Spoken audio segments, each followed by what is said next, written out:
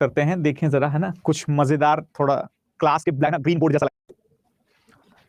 तो the time between first World war and second world war, कौन बताएगा मुझे फर्स्ट वर्ल्ड वॉर से सेकंड वर्ल्ड वॉर के बीच का टाइम पीरियड कितने से कितने तक का है?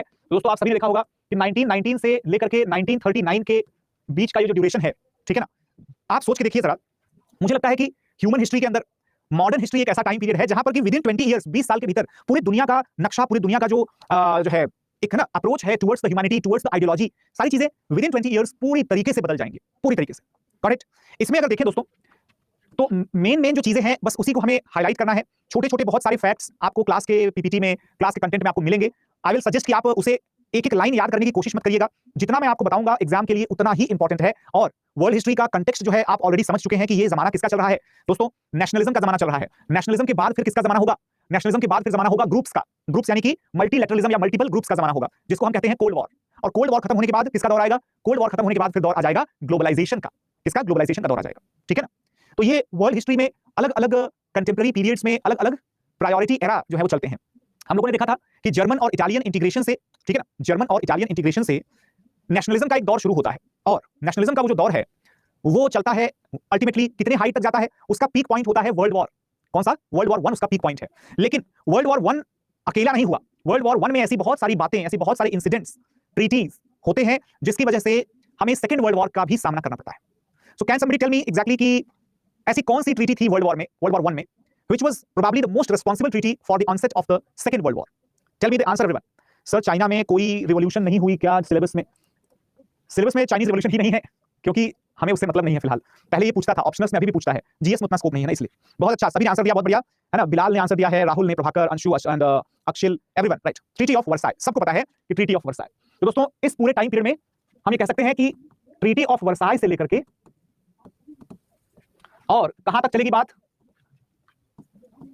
जर्मन इन्वेजन, है ना, जर्मन इन्वेजन ऑफ पोलैंड। तो पूरा का पूरा जो माजरा है, पूरी जो लिस्ट ऑफ इवेंट्स है वो इसके बीच की ही है। यहां पर सबसे पहले अगर बात करें दोस्तों, सबसे पहली बात आती है लीग ऑफ नेशंस की, है ना, लीग ऑफ नेशंस की। लेकिन लीग ऑफ नेशंस जिस समय एस्टैब्लिश हो रहा था उसी समय कुछ और भी हो रहा था। क्या हो रहा था? ऑलमोस्ट साइमल्टेनियसली अगर देखेंगे तो रशियन रिवॉल्यूशन भी अपने चरम पर चल रहा था। रशियन रिवॉल्यूशन कब से कब तक चल रहा है भाई? तो 1917 से लेकर के 1917 से लेकर के और 1922 तक आप इसको मान सकते हैं, ठीक है, 1917 से 1922 तक है। इसके अलावा अगर आप देखेंगे तो you will have the great depression, ठीक है, ऑफ 1929। ऑलराइट, इसके अलावा अगर आप देखेंगे तो you will have the emergence of extreme nationalism, right, extreme and reactive nationalism,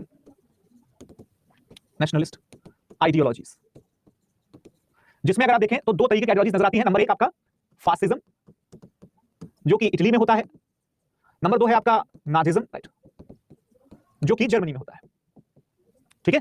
और उसके बाद फिर क्या होगा दोस्तों? उसके बाद यहां पर होगा आपका द एंग्लो फ्रेंच कैसे, एक जस्ट सेकंड,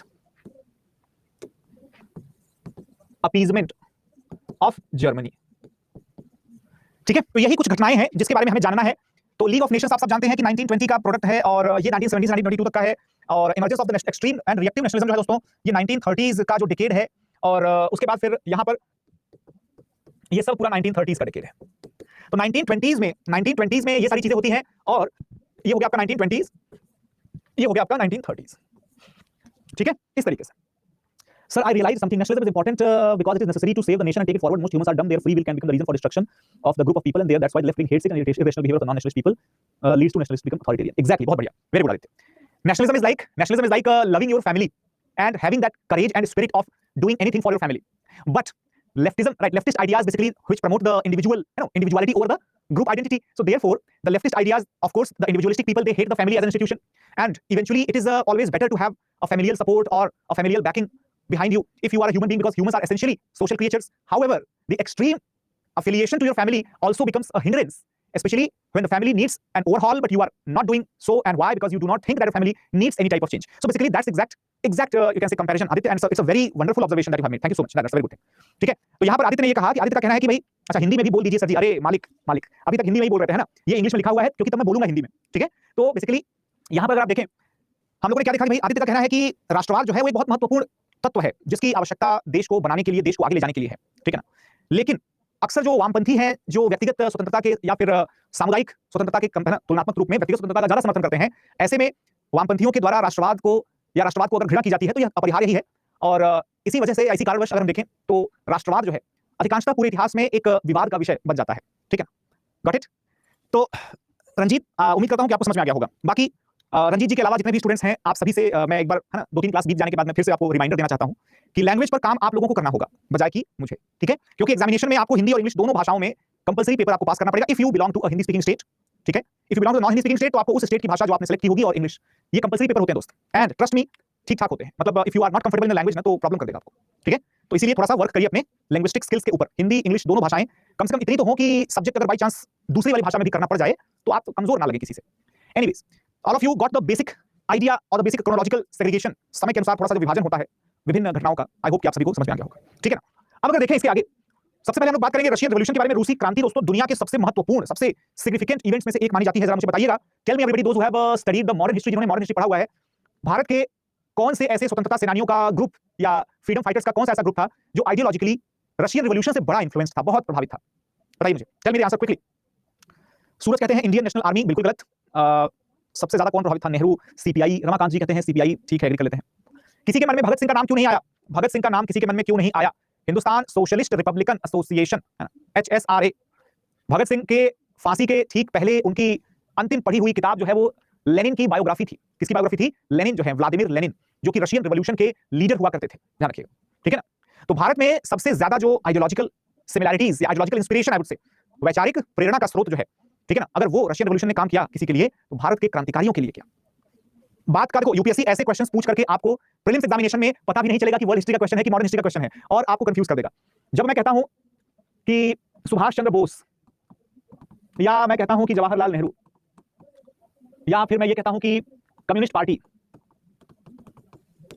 तो आप लोग इस बात को थोड़ा ध्यान से सुनिएगा। ये सब के सब जो है ये सोशलिज्म से प्रभावित हैं। किससे प्रभावित हैं? Socialism as an ideology, as an ideology. ठीक है ना, जिसमें कि रशियन रिवॉल्यूशन जो है ये क्या है? Russian revolution is just an event, just an event. ठीक है ना, इनके लिए Russian revolution is a great event but not the source of inspiration as such, क्योंकि मेन जो सोर्स है वो ये आइडियोलॉजी है जिसकी वजह से रशियन रिवॉल्यूशन हुआ है। बात समझिएगा, ये आइडियोलॉजी क्या होती है, सोशलिज्म क्या होता है? सोशलिज्म दरअसल में सोसाइटी के रिसोर्सेज के ऊपर, मींस ऑफ प्रोडक्शन के ऊपर, यानी कि उत्पादन करना जो है ना, उत्पादन कारक जो भी स्रोत है, ठीक है, उनके ऊपर सोसाइटी के सभी लोगों का एक समान अधिकार, एक बराबर राइट होना चाहिए, दैट इज सोशलिज्म। लेकिन अगर वर्कर्स का और पेजेंट्स का, यानी कि मजदूरों का और भूमिहीन किसानों का अगर पहला अधिकार बोल दिया जाए, तब वो होता है मार्क्सिज्म का। सोशलिज्म जो है वो समानता लाने के लिए एक स्लो और स्टीडी प्रोसेस में बिलीव करता है। मार्क्सिज्म बिलीव करता है कि without revolution there is no reformation, क्रांति के बिना किसी प्रकार की कोई भी परिवर्तन की उम्मीद नहीं की जा सकती। ये हो गया मार्क्सिज्म का। तो जितने भी लोगों को मैंने यहाँ पर बताया है, इसमें से सभी लोग जो है वो सोशलिज्म को फॉलो करते हैं, लेकिन सोशलिज्म के अलग अलग वेरिएंट जो है, अलग अलग प्रकार जो है उनको फॉलो करते हैं। जैसे कि सुभाष चंद्र बोस जो है ना, ये फॉलो करते हैं अथॉरिटेरियन सोशलिज्म को। अथॉरिटेरियन सोशलिज्म, इनके हिसाब से एक ऐसी सरकार या एक ऐसा लीडर होना चाहिए, एक ऐसा लीडर होना चाहिए जो कि समाज में बराबरी स्थापित करे। ये अंतर है, देखो। ठीक है ना, बिल्कुल बिल्कुल अरुणिमा, मैं वही बता रहा हूं। जवाहरलाल नेहरू क्या कहते हैं कि सरकार के बहुत ज्यादा इंटरवेंशन की जरूरत ना पड़े, अवेयरनेस और पॉलिसी के बेसिस पर, अवेयरनेस और पॉलिसी के बेसिस पर क्या होता है, इक्वालिटी जो है फैल जाए या सोसाइटी में बराबरी आ जाए। इसको हम कहते हैं लिबरल सोशलिज्म। लिबरल यानी कि फैबियन सोशलिज्म कहलाता है।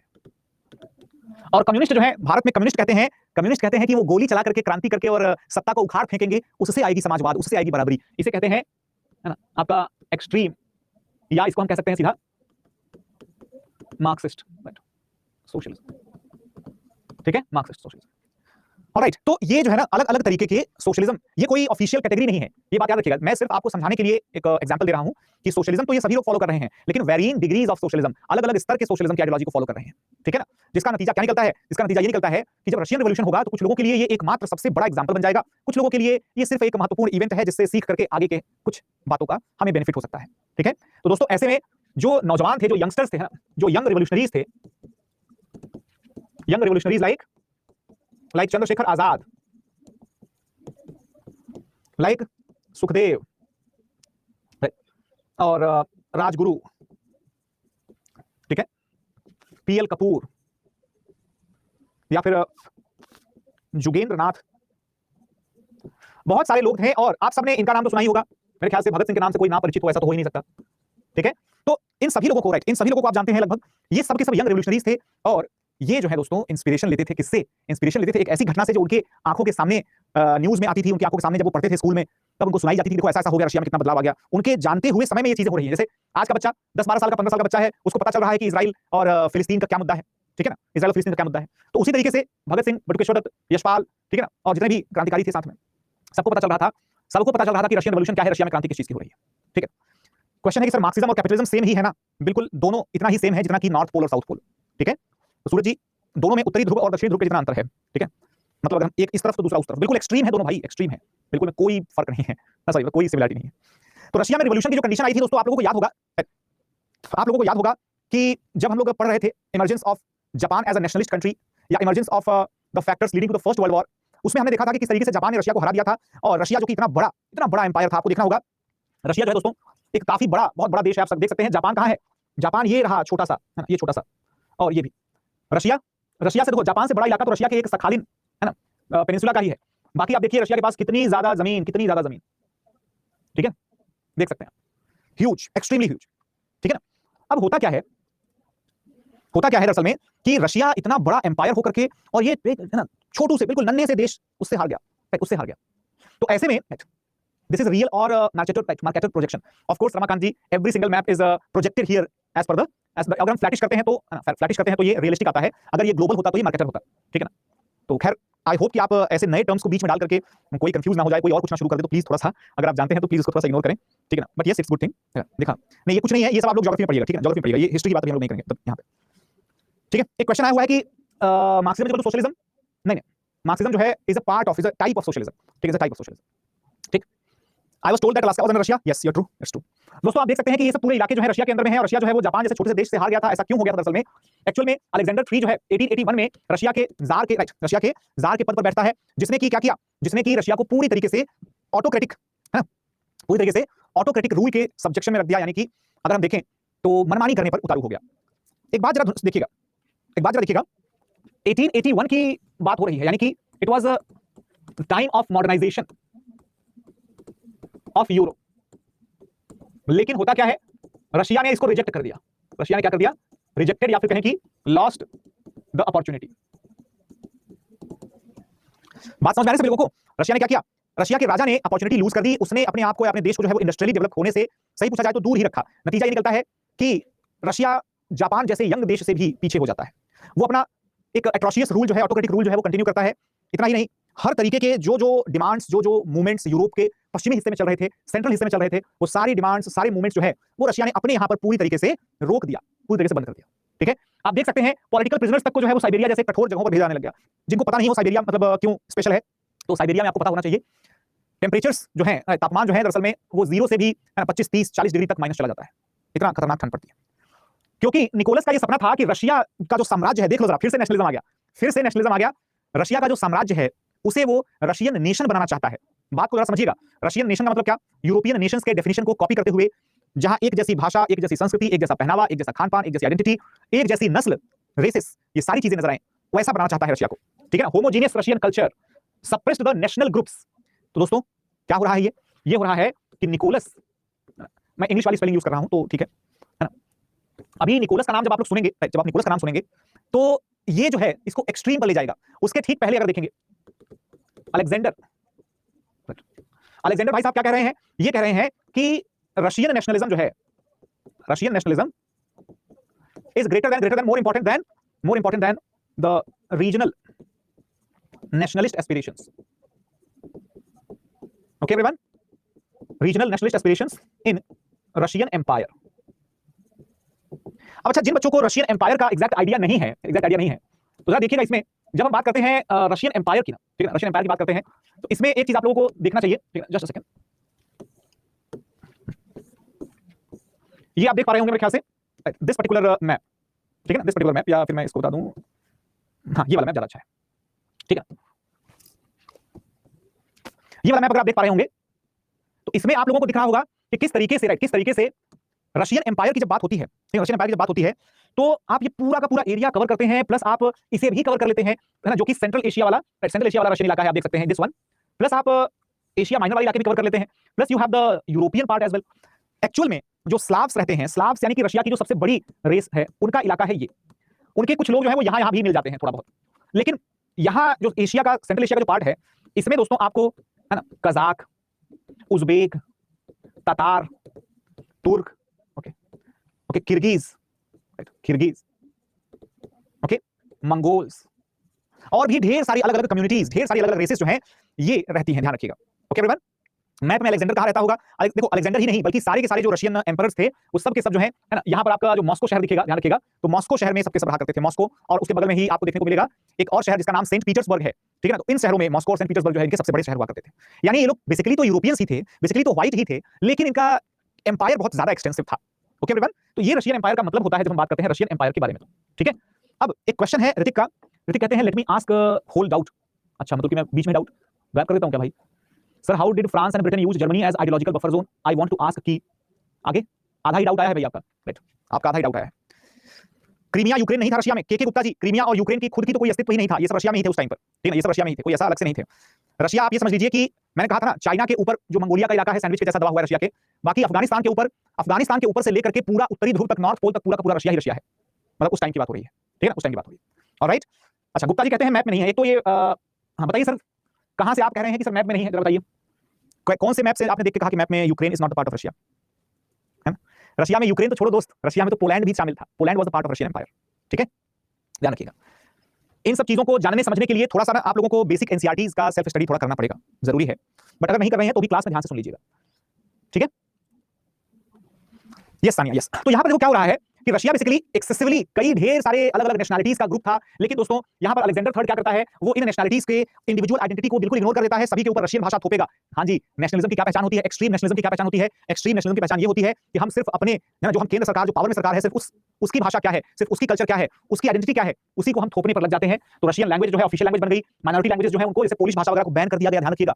और उसके अलावा रशियन लोगों के अलावा जितने भी बाकी के लोग थे, सभी लोगों को परसिक्यूट करने लग गए, ध्यान रखिएगा। पर्टिकुलरली द ज्यूज, जो ज्यूज हैं उनके खिलाफ तगड़ा भेदभाव होने लग गया था। अच्छा, किसी के मन में ये आता है क्या कि ये ज्यूज के खिलाफ इतना ज्यादा भेदभाव क्यों करते हैं? बताइए, anyone? What do you think could be the reason because of which the Jews are discriminated so much against, hated so much against? दरअसल में इसका रीजन ये है ना, इसका रीजन ये है दरअसल में कि ज्यूज जो है they always held the business in most important aspect. और आपको तो पता है कि चाहे कोई भी ऑर्थोडॉक्स क्रिश्चियन चर्च हो, ये कभी भी ट्रेडिंग अलाउ नहीं करते थे, प्रॉफिट मेकिंग अलाउ नहीं करते थे। ज्यूज जो है, आपको पता होना चाहिए कि ज्यूज के लिए खेती बाड़ी करना इंपॉसिबल था, लैंड ओनर बनना इंपॉसिबल था, क्योंकि ज्यूज जो है they were regarded as the centre of hate, क्योंकि it was the Jews right community which led to the death और द डिमाइज ऑफ क्राइस्ट। शुरू में ज्यूज के साथ कंपटीशन था क्रिश्चियंस का, तो वो एक रिलीजियस और इकोनॉमिक और रीजनल, तीन अलग अलग फैक्टर्स की वजह से क्रिश्चियंस जो है वो ज्यूज को हेट करते थे, ठीक है ना। बाद में सेम वही हेटरेड जो है वो इस्लामिक कम्युनिटीज और ज्यूज के बीच में हो जाएगी, ठीक है ना। तो रशिया का रूलर भी जो है वो ज्यूज को हेट ही करता था, ठीक है ना, ध्यान रखिएगा। अब होता क्या है, अलेक्जेंडर थर्ड के बाद जब निकोलस सेकंड, जिसका मैंने नाम पहले ही लिख लिया था, निकोलस सेकंड जब आएगा दोस्तों, तब वो रशिया में थोड़ी विकास की बयार बनाने की कोशिश करेगा, थोड़ा डेवलपमेंट जो है करने की कोशिश करेगा, ध्यान रखिएगा, ठीक है ना। अब इसमें क्या होता है कि निकोलस सेकंड जो है दरअसल में इंडस्ट्रियलाइजेशन और सोशल इश्यूज के मुद्दे पर थोड़ा सा ज्यादा सेंसिटिव था, थोड़ा सा ज्यादा अटेंशन जो है वो देने वाला इंसान था, गॉट इट। अच्छा, अब आप लोगों के बहुत सारे क्वेश्चंस जो है वो आ गए हैं, क्योंकि मैंने एक शब्द बोल दिया ज्यूज, है ना। क्या क्या क्वेश्चंस हैं? The holy book tells them that they are impure. ये होली बुक की बात मान करके अगर लोग अपना जीवन जीने लगे फिर तो बहुत कुछ बदल जाएगा। असली मुद्दा जो है होली बुक में मेडिवल में फॉलो होता था। मेडिवल एज में अगर आप कहते कि ज्यूज से नफरत करने की क्या वजह थी, तब तो holy book was the reason. Modern age में कौन सी होली बुक? मॉडर्न एज में सारा खेल जो है वो पैसे का होता है, इकोनॉमी का होता है, ठीक है। और ज्यूज जो है उनको जो जो काम दिए गए थे, सोचो जरा, खेती बाड़ी से दूर रखा गया क्योंकि उनको लैंड ओनर नहीं बनाना है, उनको सर्विस में रखा गया, उनको सेवा, यानी कि सेवा मतलब क्या होता है, सेवा यानी सर्विस, सर्विस यानी कि असिस्टेंस, यानी कि जैसे इंडिया में परंपरागत रूप से जो शूद्र कम्युनिटी का काम था उसे हम सर्विस वर्क कहते थे, ठीक है ना। तो ज्यूज के सर्विस सेक्टर में काम करने का सबसे बड़ा बेनिफिट ये निकला कि ट्रेड और सर्विस सेक्टर जो दो सबसे नीचे वाले काम माने जाते थे, दोनों के दोनों जो है वो बहुत ही जबरदस्त हो गए मॉडर्न एज में, और ज्यूज अच्छे खासे प्रॉस्परस हो गए। नतीजा ये हुआ कि अगर राजा लोग उनका सपोर्ट मांगते या लीडर्स उनका सपोर्ट मांगते और नहीं मिलता, तो संख्या में तो नंबर्स में तो कम थे ही, तो नंबर्स में कम होने की वजह से फिर वही उनका मारना काटना शुरू हो गया, ठीक है ना। Due to their trade, yes of course they were rich and not mixed with Russian people rich, I think you are going to say. Jews were holding great positions in Germany too, yes. भेदभाव का नहीं आता, exodus आता है from every religion except India. के Gupta ji, exodus का भेदभाव का एक्चुअली में एक्सोडस किस वजह से होता है ये भी देखो आप, भेदभाव कैसे होता है। Please explain the regional discrimination against Jews not required Prateek, I am really sorry for that, you know this is not required in today's class. सबसे ज्यादा अत्याचार यहूदियों पर ही हुए हैं ऐसा लगता है, अगर ऐसा लगता है तो बहुत गलत लगता है, ऐसी कोई बात नहीं है, ठीक है। It's all about jealousy against them, feels so constitutional, like constitution he Holi book है। नहीं, ऐसा नहीं है, कॉन्स्टिट्यूशन ही होली बुक है, और उसके बावजूद भी देखो किसी भी जमाने में किसी भी चीज को जनरलाइज करना ये सोशल साइंसेस के हिसाब से हम परफेक्ट नहीं मान सकते हैं। ना आज हर किसी के लिए कॉन्स्टिट्यूशन होली बुक है, और ना मेडिवल और एंशिएंट में हर किसी के लिए होली बुक कॉन्स्टिट्यूशन के जैसा था। दोनों ही जमाने में एक्सेप्शंस हमेशा अवेलेबल रहते हैं, ठीक है। It means maximum merchants were the Jews, yes. Why Jews killed Jesus? Jesus को ज्यूज ने मारा या ज्यूज एम्परर्स ने मारा, अब बात तो एक ही है। अब मेन मुद्दा ये है कि वो सब डिस्कस करना हमारे सिलेबस के बिल्कुल बाहर है, वो सब कहानियों का पूरा हिस्सा है, आप पढ़ सकते हैं, है ना। कहो तो फिर यूट्यूब लायक है ना, ये सब टॉपिक यूट्यूब के लायक है ना, हम लोगों की क्लास में नहीं। DPSP mentions to propagate Hindi and South Indian politics says, Arunima, where did you get that DPSP where it says to propagate Hindi? ऐसा बोलता है क्या कहीं पे? मुझे लगता तो नहीं है। ठीक है, ठीक है। How France and Britain use Germany as buffer zone to stop from the spreading communism in France and Britain, buffer zone को तो आर्मी और वॉर प्रोवाइड करने के लिए होता है, जैसे ब्रिटेन और रशिया के बीच में अफगानिस्तान को बफर जोन की तरह यूज किया। How an ideology can be stopped from spreading, एक ऑप्शन दिखता है कि जितने भी कम्युनिस्ट होंगे जर्मनी, उनको आर्मी की हेल्प से सप्रेस कर दिया जाता होगा। ऋतिक, आपसे ये किसने बोल दिया कि बफर का मतलब डिस्टिंक्ट चीजों के बीच में गैप? बफर टाइम होता है, बफर स्टॉक होता है, बफर पीरियड्स होते हैं, राइट, बहुत कुछ बफर होता है। बफर का मतलब यही हुआ कि गैप, आइडियोलॉजिकल गैप, ऐसा कि जर्मनी इतना कमजोर तो नहीं था कि रशिया की आइडियोलॉजी से इतना जल्दी इन्फ्लुएंस हो जाता। उल्टा जर्मनी एक ऐसा देश था जो कि इंडस्ट्रीज को प्रमोट करने में विश्वास करता था, चाहे वर्कर्स का एक्सप्लॉयटेशन हो चाहे ना हो, उससे फर्क नहीं पड़ता उसे। तो कहीं ना कहीं वो एक कैपिटलिज्म के मुद्दे को ही फॉलो कर रहा था। इसलिए जर्मनी के होते हुए जर्मनी के होते हुए ब्रिटेन और फ्रांस तक आंच नहीं पहुंचेगी, इस बात की श्योरिटी ब्रिटेन और फ्रांस को थी। इसी बात के लिए जर्मनी को और मजबूत किया जा रहा था कि बेटा तुम और भी लगाओ। ठीक है, ये अर्पित, आगे बढ़ते हैं। ठीक है, और ज्यूस वाले टॉपिक को छोड़ दीजिएगा। ठीक है, ज्यूस वाले टॉपिक को छोड़ दीजिएगा क्योंकि this is not at all necessary. याद रखिएगा, जो टॉपिक व्हाट्सएप पर और सोशल मीडिया पर जितना ज्यादा हॉट टॉपिक चल रहा है, वो टॉपिक उतना ही अनयूजफुल, नॉन यूजफुल जो है एग्जाम के पर्पस से है। क्योंकि बहुत होगा तो मिडिल ईस्ट का ज्योग्राफिकल लोकेशन आपसे पूछ लेगा एग्जामिनेशन में, वो भी प्रीलिम्स एग्जामिनेशन में, या फिर माइनॉरिटी राइट्स या माइनॉरिटी परसिक्यूशन पर क्वेश्चन पूछ लेगा मेंस एग्जामिनेशन में। लेकिन ज्यूस कौन थे, कहां के रहने वाले थे, ये सब नहीं पूछने वाला। ठीक है ना, ध्यान रखिएगा। ऑलराइट एवरीवन, के 900 के बीच में 1863 से तो दोस्तों 1863 से लेकर के 900 के बीच में, 1863 से 1900 के बीच में रशिया जो है एक रैपिड इंडस्ट्रियलाइजेशन के दौर से गुजरता है। और जैसे जर्मनी और इटली जो है नेशनलाइज होने के बाद काफी तेजी से प्रोग्रेस कर रहे होते हैं, उसी तरीके से निकोलस सेकंड भी अपने देश में बड़े बड़े इंडस्ट्रीज, खासकर जो है स्टील प्रोडक्शन वगैरह को प्रमोट करने की कोशिश करता है, बढ़ाने लगता है। लेकिन दोस्तों आप तो जानते ही हैं कि नेचुरल सी बात है, जब सोसाइटी में देखो, जरा कंडीशंस देखो आप, जब कभी सोसाइटी में क्या है, पॉवर्टी है, सोसाइटी में क्या है, asymmetrical, right, asymmetrical, okay, asymmetrical, spelling गड़बड़ हो गई लगता है, एसिमेट्रिकल जो है डिस्ट्रीब्यूशन ऑफ वेल्थ, राइट, ये यार ना ऑटो करेक्ट। अच्छा, how many lectures remaining, lecture भी आप लोगों का एक बचा हुआ है, मेरे ख्याल से। ठीक है, डिस्ट्रीब्यूशन ऑफ द वेल्थ, या फिर पॉवर्टी है, asymmetrical distribution of the wealth है, या फिर extreme, right, extreme expansion of agrarian activities. Actual में, राइट, अच्छा पहले जो लिखा था वो सही लिखा था, थैंक यू सो मच सूरज। ठीक है ना, तो एक्चुअल में क्या होता है कि जो भी एग्रीकल्चर एक्टिविटीज में सोसाइटी बहुत ज्यादा रहती है, या फिर जो भी सोसाइटी में एक्सट्रीम पॉवर्टी रहेगी, जाहिर सी बात है अगर कोई सोसाइटी बहुत ज्यादा खेती बाड़ी में है, तो खेती बाड़ी में आपको पता है मेडिवल पीरियड में क्या होता था, किसी की जमीन है बाकी सब मजदूर हैं। अब जिसकी जमीन है बाकी सब मजदूर हैं, तो जिसकी जमीन है वो रिच है, बाकी सब गरीब हैं। इसका मतलब कि समाज में, सोसाइटी में रिचनेस तो है, लेकिन रिचनेस के नाम पर जो कंसंट्रेशन ऑफ वेल्थ या संपत्ति का एकत्रीकरण, वो बड़े ही पॉइंट लोकेशन पर हो रहा है। एक किसी आदमी के पास बहुत पैसा है, किसी के पास बिल्कुल भी नहीं है। ठीक है, आपको ये सब सुन करके लगता नहीं है कि अगर इसका सॉल्यूशन कुछ होगा तो वो सॉल्यूशन सोशलिज्म ही होगा, या वो सॉल्यूशन जो है एक क्रांति के तौर पर ही हो सकता है। यस और no everyone? After all, when you are not giving anything to the workers or the peasants or the middle classes, what will they do? They will revolt against you. They will revolt against you. Natural सी बात है।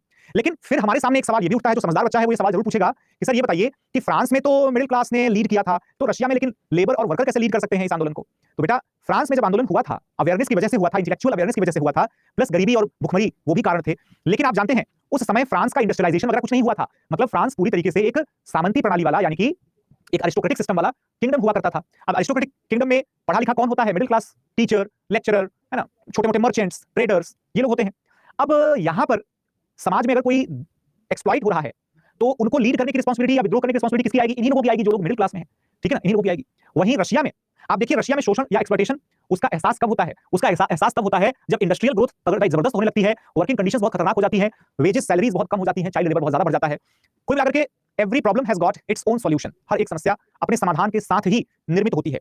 अब Russia के industrial growth में ही उसकी समस्या थी। क्या समस्या थी? पहले जिनके पास लैंड हुआ करता था, जमीनें हुआ करती थी, वही लोग अब इंडस्ट्रीज एस्टैब्लिश कर रहे हैं, वही लोग अब इंडस्ट्रियलिस्ट बन गए हैं। रिजल्ट ये निकला कि जो पहले खेतों में मजदूरी करता था, अब वो फैक्ट्री में मजदूरी करता है। नतीजा कि जहां फ्रांस में खेती बाड़ी करने वाले और छोटे मोटे प्रोफेशन करने वाले लोगों ने विद्रोह किया था, वहीं रशिया में अभी भी गरीब ही विद्रोह करेगा, मिडिल क्लास ही विद्रोह करेगा। लेकिन अब वो गरीब, अब वो मिडिल क्लास फैक्ट्रीज में काम करता है। पढ़ा लिखा तो है, लेकिन फैक्ट्रीज में काम करता है, मजदूर की तरह। ठीक है, तो ultimately what is happening here? Ultimately due to the change, have a look on due to the change in the means of production, okay, means of production and chief economic activity,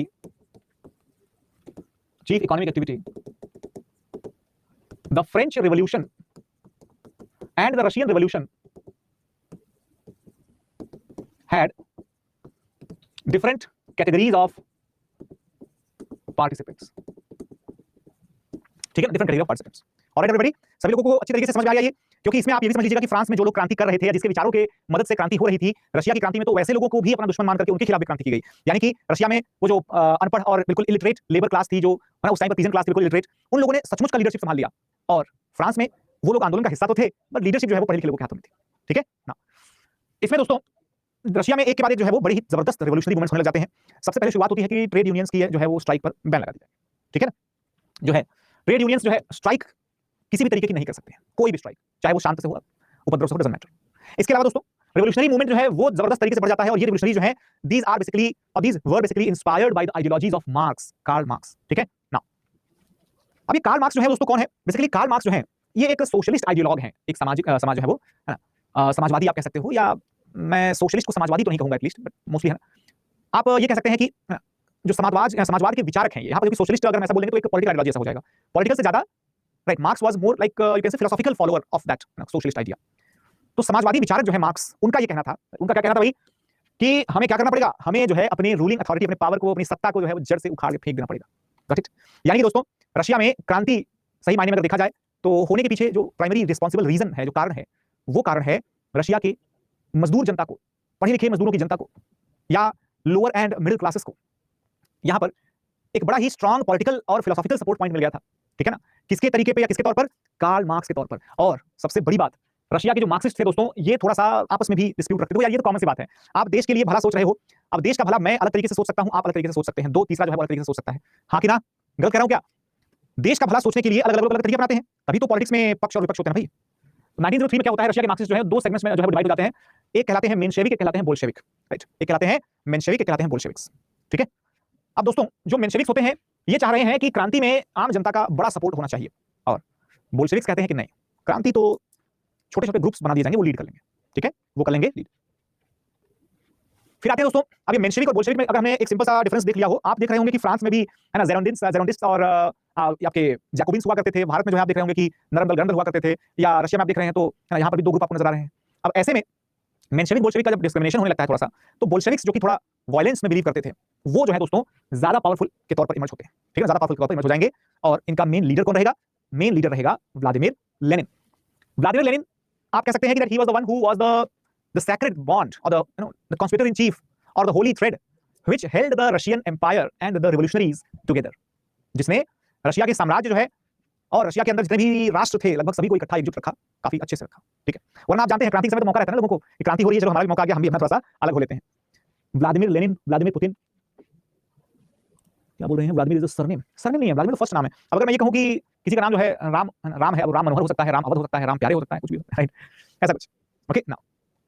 अब अगर देखिए दोस्तों, तो Lenin की बात करते हैं। Lenin दरअसल में आप जानते हैं कि ये एक ऐसा लीडर था जो कि शुरुआत के दौर में रशिया में रह करके ही थोड़े लेफ्टिस्ट आइडियाज को प्रोपेगेट करता था, बट जब प्रेशर बढ़ने लगा तो ये चले जाते हैं कहां पर? ये चले जाते हैं वेस्टर्न यूरोप में भाग करके। अच्छा देखो, एक बात और समझो, चाहे कोई भी आइडियोलॉजी हो, लिबरलिज्म का फायदा, उदारवाद का फायदा देखो आप, आइडियोलॉजी कोई भी हो, जान बचानी है तो शेल्टर आपको वही America, Canada, US, sorry America तो हो गया यूएस, मतलब अमेरिका, कनाडा, यूके, फ्रांस, इन्हीं सब देशों में आपको शरण मिलती है, क्योंकि कैपिटलिज्म जो है ना, ये दरअसल में इंडिविजुअलिज्म की भी बात करता है। और इसी वजह से ध्यान रखिएगा, इसी वजह से जितने भी ऐसे लोग जिनको अपनी प्राइवेसी को, फ्रीडम ऑफ स्पीच को, आइडियोलॉजी को लेकर के थोड़ा भी खतरा रहता है, वो सब के सब कहां भाग जाते हैं? वेस्टर्न कंट्रीज में भाग जाते हैं। ठीक है, I hope you got the point. Now एक सेकंड गाइस, थोड़ा सा मैं मेरे ख्याल से पानी में भूल गया, आई एम सॉरी, अगर आप डिस्टर्ब ना फील करें तो just I will be back. ठीक है, जस्ट अ सेकंड।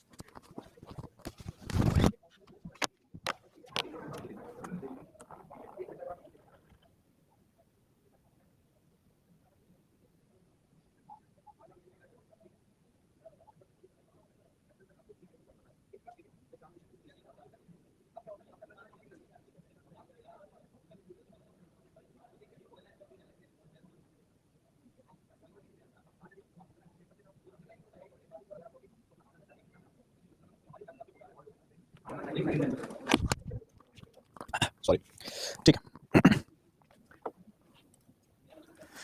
चलो भाई, तो अब जो है सारे बैंक चोर भाग गए हैं यूरोप में। बिल्कुल सही कह रहे हैं आप। ठीक है, तो लेनिन भाई साहब जो है वो तो निकल जाते हैं छोड़ करके, और उसके बाद वहीं है ना कहां चले जाते हैं? ये चले जाते हैं स्विट्जरलैंड में। स्विट्जरलैंड में रहते हैं ये, और वहीं से फिर अपने फॉलो जो करना, इनके जो फॉलोअर्स हैं, इनके जो दोस्त हैं, उन सभी को कोऑर्डिनेट करते रहते हैं। ठीक है ना। और अल्टीमेटली जब थोड़ी सी चीजें क्रिटिकल होने लगती हैं तब जाकर के ये आते हैं रशिया। तो ऐसी क्या चीजें होने लगी थी क्रिटिकल दोस्तों? नंबर 1 सबसे बड़ा रीजन, रशिया के पूरे इतिहास को बदलने वाला सबसे बड़ा रीजन था, वो था रशिया और जापान का बैटल वॉर का युद्ध। ठीक है ना, ध्यान रखिएगा। अब रशिया और जापान का युद्ध जो है दोस्तों, आप जानते हैं मैंने आपसे बताया था कि मंचूरिया वाला जो इलाका है, ठीक है ना, जो मंचूरिया वाला इलाका है बेसिकली आज के जमाने में वो पड़ता है चाइना में। लेकिन किसी जमाने में वो चाइना से अलग था, ठीक है, चाइना से अलग था। तो कोरिया और मंचूरिया के ऊपर, दोनों के ऊपर किसका कब्जा रहेगा? किस्मत देखो जरा, इस बात के लिए लड़ाई हुई जापान में और रशिया में, दुश्मनी हुई जापान में और रशिया में। और आज के जमाने में मंचूरिया किसका हिस्सा है? मंचूरिया जो है वो चाइना का हिस्सा है। आज के जमाने में कोरिया की क्या कंडीशन है? कोरिया एक इंडिपेंडेंट कंट्री है, बल्कि दो इंडिपेंडेंट कंट्री है, नॉर्थ और साउथ कोरिया, ठीक है ना। दरअसल में रशिया जो है, राइट, रशिया जो है उसने क्या किया, कब्जा करने के लिए बाकायदा अपनी सेनाएं भेज दी, जापान इससे नाराज हो गया और उसके बाद उसने अटैक कर दिया। और रिजल्ट ये निकला दोस्तों, जापान ने सिर्फ अटैक नहीं किया, जापान ने बाकायदा रशियन आर्मी को डिफीट कर दिया। अब उसके बाद तो कंडीशंस एकदम बिल्कुल वोलाटाइल हो जाती हैं, बदल जाती हैं। ब्लडी संडे, खूनी रविवार, दोस्तों ध्यान रखिएगा, ब्लडी संडे, खूनी रविवार जो है 2 लाख वर्कर्स और फैमिलीज, आपको मैं एक चित्र दिखाना चाहूंगा, बहुत बेहतरीन काम का चित्र रहता है ये। ब्लडी संडे को आप देखिएगा ना,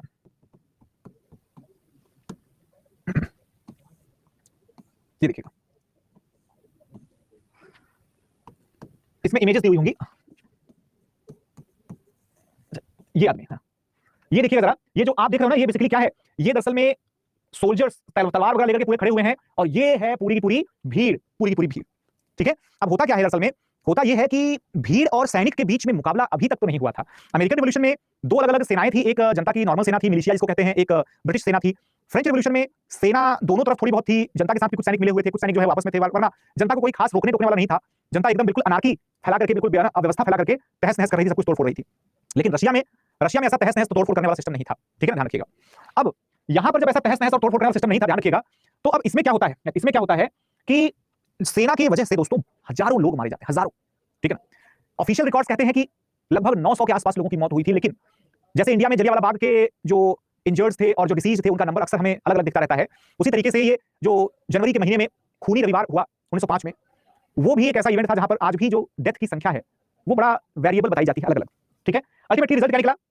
रिजल्ट ये निकला दोस्तों कि वहां के जार को, जो कौन था, निकोलस सेकंड था, निकोलस सेकंड को क्या करना पड़ा, बाकायदा एक स्थापना करनी पड़ी रशिया में पहली बार, the body of representation, right दोस्तों, रिप्रेजेंटेटिव बॉडी जिसको कि ड्यूमा कहा गया। क्या कहा गया? ड्यूमा। तो यहां पर नतीजा क्या निकलता है? Result, representative body called Duma that was founded and was established. लेकिन मुझे एक बात बताइए, एक बात मैं आप लोगों से पूछना चाहूंगा, अपनी अपनी अंडरस्टैंडिंग से मुझे जवाब दीजिएगा। जनता भीड़ भाड़ करके, पूरा विद्रोह करके, सब कुछ करके रिवॉल्ट कर रही है, तो ड्यूमा जो है उसमें आपके हिसाब से किसे बिठाना चाहिए? यस एवरीवन, आपके हिसाब से ड्यूमा यानी कि जो पॉपुलर रिप्रेजेंटेटिव हाउस है उसमें किसे बिठाना चाहिए? Guys be quick reply. Elected candidates को, है ना, इलेक्टेड कैंडिडेट्स को, या फिर मैं ये मान के चल सकता हूं कि किसे बिठाना चाहिए, who should be given a seat, the representatives of the people. बहुत सिंपल सी बात है, बहुत सिंपल सी बात है भाई। लेकिन अगर रशिया के जार ने या रशिया के राजा ने अगर सच में ऐसा कर दिया होता तो रशियन रिवॉल्यूशन क्यों होता? इसका मतलब उसने ऐसा नहीं किया, उसने अपने चापलूसों को, अपने जो पपेट्स थे, अपने जो फ्रेंडली रिप्रेजेंटेटिव्स थे, अलग अलग सेक्शन ऑफ सोसाइटी, लार्जली जो एरिस्टोक्रेटिक्स थे, जो लैंडलॉर्ड्स थे, जो इंडस्ट्रियल ओनर्स थे, उन लोगों को बिठा दिया, उन लोगों को बिठा दिया। नतीजा ये होगा कि एक बार फिर से रशिया 10 साल के अंदर अंदर अपने रास्ते से भटक जाएगा। और फर्स्ट वर्ल्ड वॉर के टाइम पर दोस्तों रशियन एम्पायर ने जो है उसमें पार्टिसिपेशन कर तो लिया था, लेकिन आप जानते हैं कि इटली को हराने के अलावा और इटली बोल रहा हूं, ऑस्ट्रिया को हराने के अलावा और कुछ भी नहीं कर पाया रशियन एम्पायर। इतना बड़ा रशियन एम्पायर इतने बड़े जर्मनी से जो है वो बार बार पटखनी खा रहा है, बार बार हार रहा है, ठीक है ना। और वैसे में दोस्तों एक तिकड़ी जिसमें है कौन, जिसमें है जार, जिसमें है जारीना और जिसमें है रास्पुतिन, ठीक है दोस्तों। ये एक ट्रायंगुलर पावर इक्वेशन तैयार हो जाता है। ट्रायंगुलर पावर इक्वेशन में क्या कंडीशन चल रही है कि जारीना जो है ना, जारीना जो है वो किसकी, वो जार की वाइफ है। क्या है? जार की वाइफ है, वो भी सबसे फेवरेट वाली वाइफ है। लेकिन जारीना जो है at the same time Rasputin की क्या है, रास्पुतिन की लवर है। और रास्पुतिन क्या है? रास्पुतिन इसका मिनिस्टर है,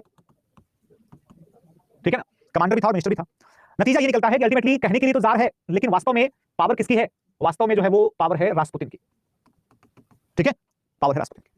तो ऐसे में क्या होता है ना, ऐसे में ये होता है दरअसल में कि ये तीनों के तीनों जो है मिलकर के जो भी डिसीजन लेंगे, रास्पुतिन ये कोशिश करेगा कि अपने जितने भी ओपोनेंट्स हैं, जितने भी सपोर्टर्स हैं रिवॉल्यूशनरीज के, उन सबको खत्म कर दिया जाए। आप तो जानते ही हैं कि क्यों खत्म कर दिया जाए, क्योंकि भैया अगर कल को रिवॉल्यूशनरीज का आइडिया सेट हो गया, उन्होंने कब्जा कर लिया या वो जीत गए, तो फिर ये पूरी शान शौकत तो चली जाएगी, ये पूरा जो सेटअप बना हुआ है, एम्पायर बना हुआ है, वो तो खत्म हो जाएगा। क्योंकि जाहिर सी बात है कि जो रिवॉल्यूशनरीज हैं वो तो ऐसे सिस्टम में कंटिन्यू नहीं करेंगे ना भाई, ऐसा सिस्टम में कंटिन्यू करेंगे नहीं, है कि नहीं?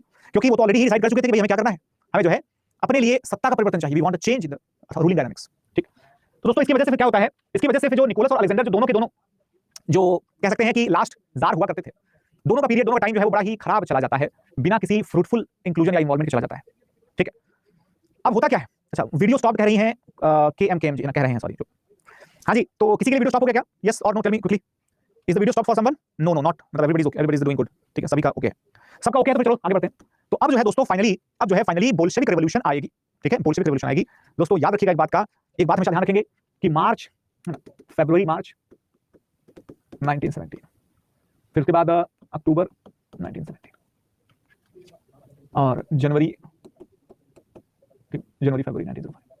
दरअसल दोस्तों ये तीन अलग अलग जो है स्टेजेस में रशिया की क्रांति हुई है, ध्यान रखिएगा। लेकिन सबसे इंपॉर्टेंट वाली जो है वो अक्टूबर 1917 की क्रांति है, जिसको कि हम लोग कहते हैं बोल्शेविक रेवोल्यूशन या बोल्शेविक क्रांति। दरअसल दोस्तों क्या होता है, जनवरी 1905 में जो ब्लडी संडे हुआ था, जिसके बाद रशियन एम्परर ने क्या किया था, एक ड्यूमा या हाउस ऑफ रिप्रेजेंटेटिव बना करके और मामला को शांत कर दिया था। उसके बाद फिर कंडीशंस जब खराब होने लगती है, खासकर ये नौबत आ जाती है कि रशिया के पास 5 दिन ज्यादा सर्वाइव करने का साधन नहीं रह गया था वर्ल्ड वॉर 1 में। रशिया तुरंत कदम पीछे खींचता है और उसके बाद फिर जार जो है अंडर द पॉपुलर प्रेशर क्या करते हैं, फरवरी मार्च के ड्यूरेशन में क्या करेंगे, वापस से राइट यहाँ पर कुछ रिफॉर्म्स का लालच देकर के, और अब की बार जो है मेंशेविक्स को एग्री कर लेंगे, ठीक है आप लोग रूल कर सकते हैं। लेकिन बोल्शेविक्स इस बात के लिए राजी नहीं थे, उनका साफ कहना था कि अब ये राजा और नहीं रहना चाहिए, ठीक है क्या रहेंगे। अब जो है इस राजा को हटाने के लिए जाहिर सी बात है क्रांति हो जाएगी, और उस क्रांति में दोस्तों क्या कहते हैं उसे, कोप डे एटेट यानी कि तख्तापलट की शुरुआत, जो कि दोस्तों अक्टूबर में होती है 1917 में, थोड़ा बहुत कुछ नवंबर के दिन भी बीत जाते हैं, ठीक है ना। Which calendar they were using, Julian calendar लिखा हुआ है। अब जूलियन कैलेंडर क्या होता है आप लोग सर्च करिएगा, ठीक है ना, वेरी वेरी इंपॉर्टेंट। तो अल्टीमेटली फिर क्या होता है दोस्तों, अल्टीमेटली अक्टूबर नवंबर की क्रांति के दौरान फाइनल 1917 में फाइनली रशियन साम्राज्य का नाश हो जाता है, नष्ट हो जाता है रशियन साम्राज्य, ठीक है। और दोस्तों याद रखिएगा, रशियन साम्राज्य जब नष्ट हो जाएगा उसके बाद ऐसा नहीं कि रशियन देश नष्ट हो गया, ना ना ना बिल्कुल नहीं। द रूलिंग अथॉरिटी जो है वो खत्म हो गई दोस्त, वो खत्म हो गई, ठीक है। लेकिन देश अभी भी उतना ही बड़ा है। तब तक आप समझ चुके होंगे अक्टूबर नवंबर की टाइम चल रही है भाई। अक्टूबर नवंबर की टाइम पर जो है दोस्तों रशिया में आ जाती है क्या, आ जाती है ठंड, ठीक है।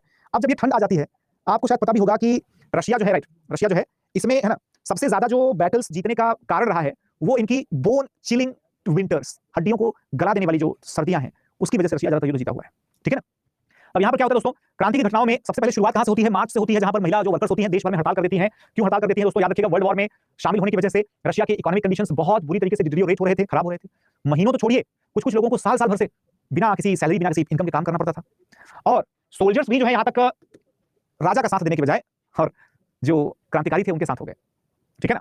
अब यहीं से मैटर तो है पूरा पूरा बदल जाएगा, क्योंकि जार जो है दोस्तों, रशिया का एम्परर जार, वो क्या करेगा, वो जो है अपने पोस्ट को छोड़ देगा और उसके बाद जो है उसके परिवार का पूरा परिवार उसका खत्म कर दिया जाएगा। जार का जो पूरा रूल चल रहा था सब कुछ खत्म हो गया। और नतीजा ये होता है दोस्तों कि अलेक्जेंडर केरेंस्की नाम के एक लीडर होते हैं, जिनके लीडरशिप में ड्यूमा के नेताओं ने क्या किया, ड्यूमा के नेताओं यानी कि ड्यूमा के जो मेंबर्स थे सबने मिलकर के एक प्रोविजनल गवर्नमेंट का गठन किया, ठीक है। यहां तक चीजें क्लियर हुई सभी लोगों को। एक था जार जो है रशिया का इंडस्ट्रियलाइजेशन कर रहा था, लैंड ग्रैबिंग, लैंड एक्विजिशन सब कुछ हो रहा था। और उस जार के इन सब करने की वजह से, लैंड एक्विजिशन वगैरह सब तमाम चीजें करने की वजह से क्या होता है कि उसके खिलाफ जनता विद्रोह में खड़ी हो जाती है, ठीक है। और अल्टीमेटली उसे क्या कर सकती है, उसे हरा सकती है, ठीक है। ध्यान रखिएगा, जनता ने क्या किया, जनता ने जार को हरा दिया, जार के परिवार को फांसी दे दी और जार को भी फांसी दे दी ऑफ कोर्स। लेकिन अल्टीमेटली जब गवर्नमेंट बन जाती है तब आप देखेंगे कि फिर से वही ड्रामे शुरू हो गए हैं। अब दूसरा एक आदमी जो है वो प्रधानमंत्री बन जाएगा, यानी कि आप कह सकते हैं उस जमाने में प्रीमियर हुआ करता था, प्रीमियर बन जाएगा। और इन्होंने वर्ल्ड वॉर 1 को कंटिन्यू करने का डिसीजन ले लिया था। सोचिए जरा, ये जो है वर्ल्ड वॉर 1 को कंटिन्यू कर देते हैं। नतीजा ये निकला दोस्तों कि रशिया की जो बची खुची भी पैसे, प्रॉपर्टी और चीजें थी ना, वो सब की सब खत्म। तो अब होगा असली बैटल, जिसमें कि सोवियत का गठन किया गया। दोस्तों सोवियत मतलब होता है समिति, सोवियत समिति है ना, सोवियत या समिति दरअसल में संस्कृत भाषा से निकला हुआ शब्द है सोवियत, ठीक है ना, ध्यान रखिएगा। तो ये क्या होता है दोस्तों, वर्कर्स, पीजेंट्स और सोशल जो सोशल वर्कर्स हैं या सोल्जर्स वगैरह जो रिटायर्ड हो गए हैं या जिन्होंने छोड़ दिया है, जिनको निकाल दिया गया है, ये सब लोग क्या कर रहे हैं, इन सब लोगों ने अलग अलग ग्रुप्स बनाए हुए हैं। जरा सोचिए कि अगर ग्रुप बनाने की आजादी नहीं होती तो इंसानियत का कितना नुकसान हो सकता था। सोवियत एक ग्रुप था, इस ग्रुप को बनाने से रोका नहीं गया, ठीक है ना। और इस ग्रुप के बनने का नतीजा क्या निकला, देश भर पूरे के पूरे रशिया में जगह जगह जो है वो सोवियत ही सोवियत बन जाते हैं। क्या बन जाते हैं, सोवियत ही सोवियत, यानी कि ढेर सारे जो है लैंडेड पोजीशंस है, ढेर सारे जो है वो ऐसा यूनिट टाइप का बन जाता है, ठीक है। और अब जो है दोस्तों, अब जाकर के लेनिन का रास्ता साफ है। तो लेनिन जो है वो क्या करेगा, लेनिन की वापसी हो जाएगी, ठीक है। यहां तक किसी को कोई डाउट है, लेनिन की वापसी हो चुकी है दोस्तों। टाइम पीरियड क्या चल रहा है, टाइम पीरियड चल रहा है 1917 चल रहा है। यहां तक आई डोंट थिंक किसी का डाउट है कोई था। अब दोस्तों लेनिन जो है, जब मार्च में ये सारी चीजें हो रही हैं, अक्टूबर तक ये सब चीजें चलेंगी, तो लेनिन जो है अप्रैल में ही चले आएंगे, ठीक है ना। और नतीजा ये निकलेगा उसका कि रशिया की सरकार के द्वारा जो युद्ध में पार्टिसिपेट करने का जो डिसीजन कंटिन्यू रखा गया था, उस डिसीजन के खिलाफ जो है लोगों ने, खासकर बोल्शेविक्स ने क्या किया, प्रदर्शन करना शुरू कर दिया। लेकिन एक ऐसा भी प्रयास होता है जिसको कहते हैं कॉर्नेलॉव कूप अटेम्प्ट। मतलब ये कॉर्नेलॉव जो है असल में तख्तापलट की कोशिश भी करते हैं, लेकिन अभी उतना ताकतवर नहीं हुए हैं। तख्तापलट होगा लेकिन थोड़ा सा लेट से होगा, थोड़ा लेट से होगा।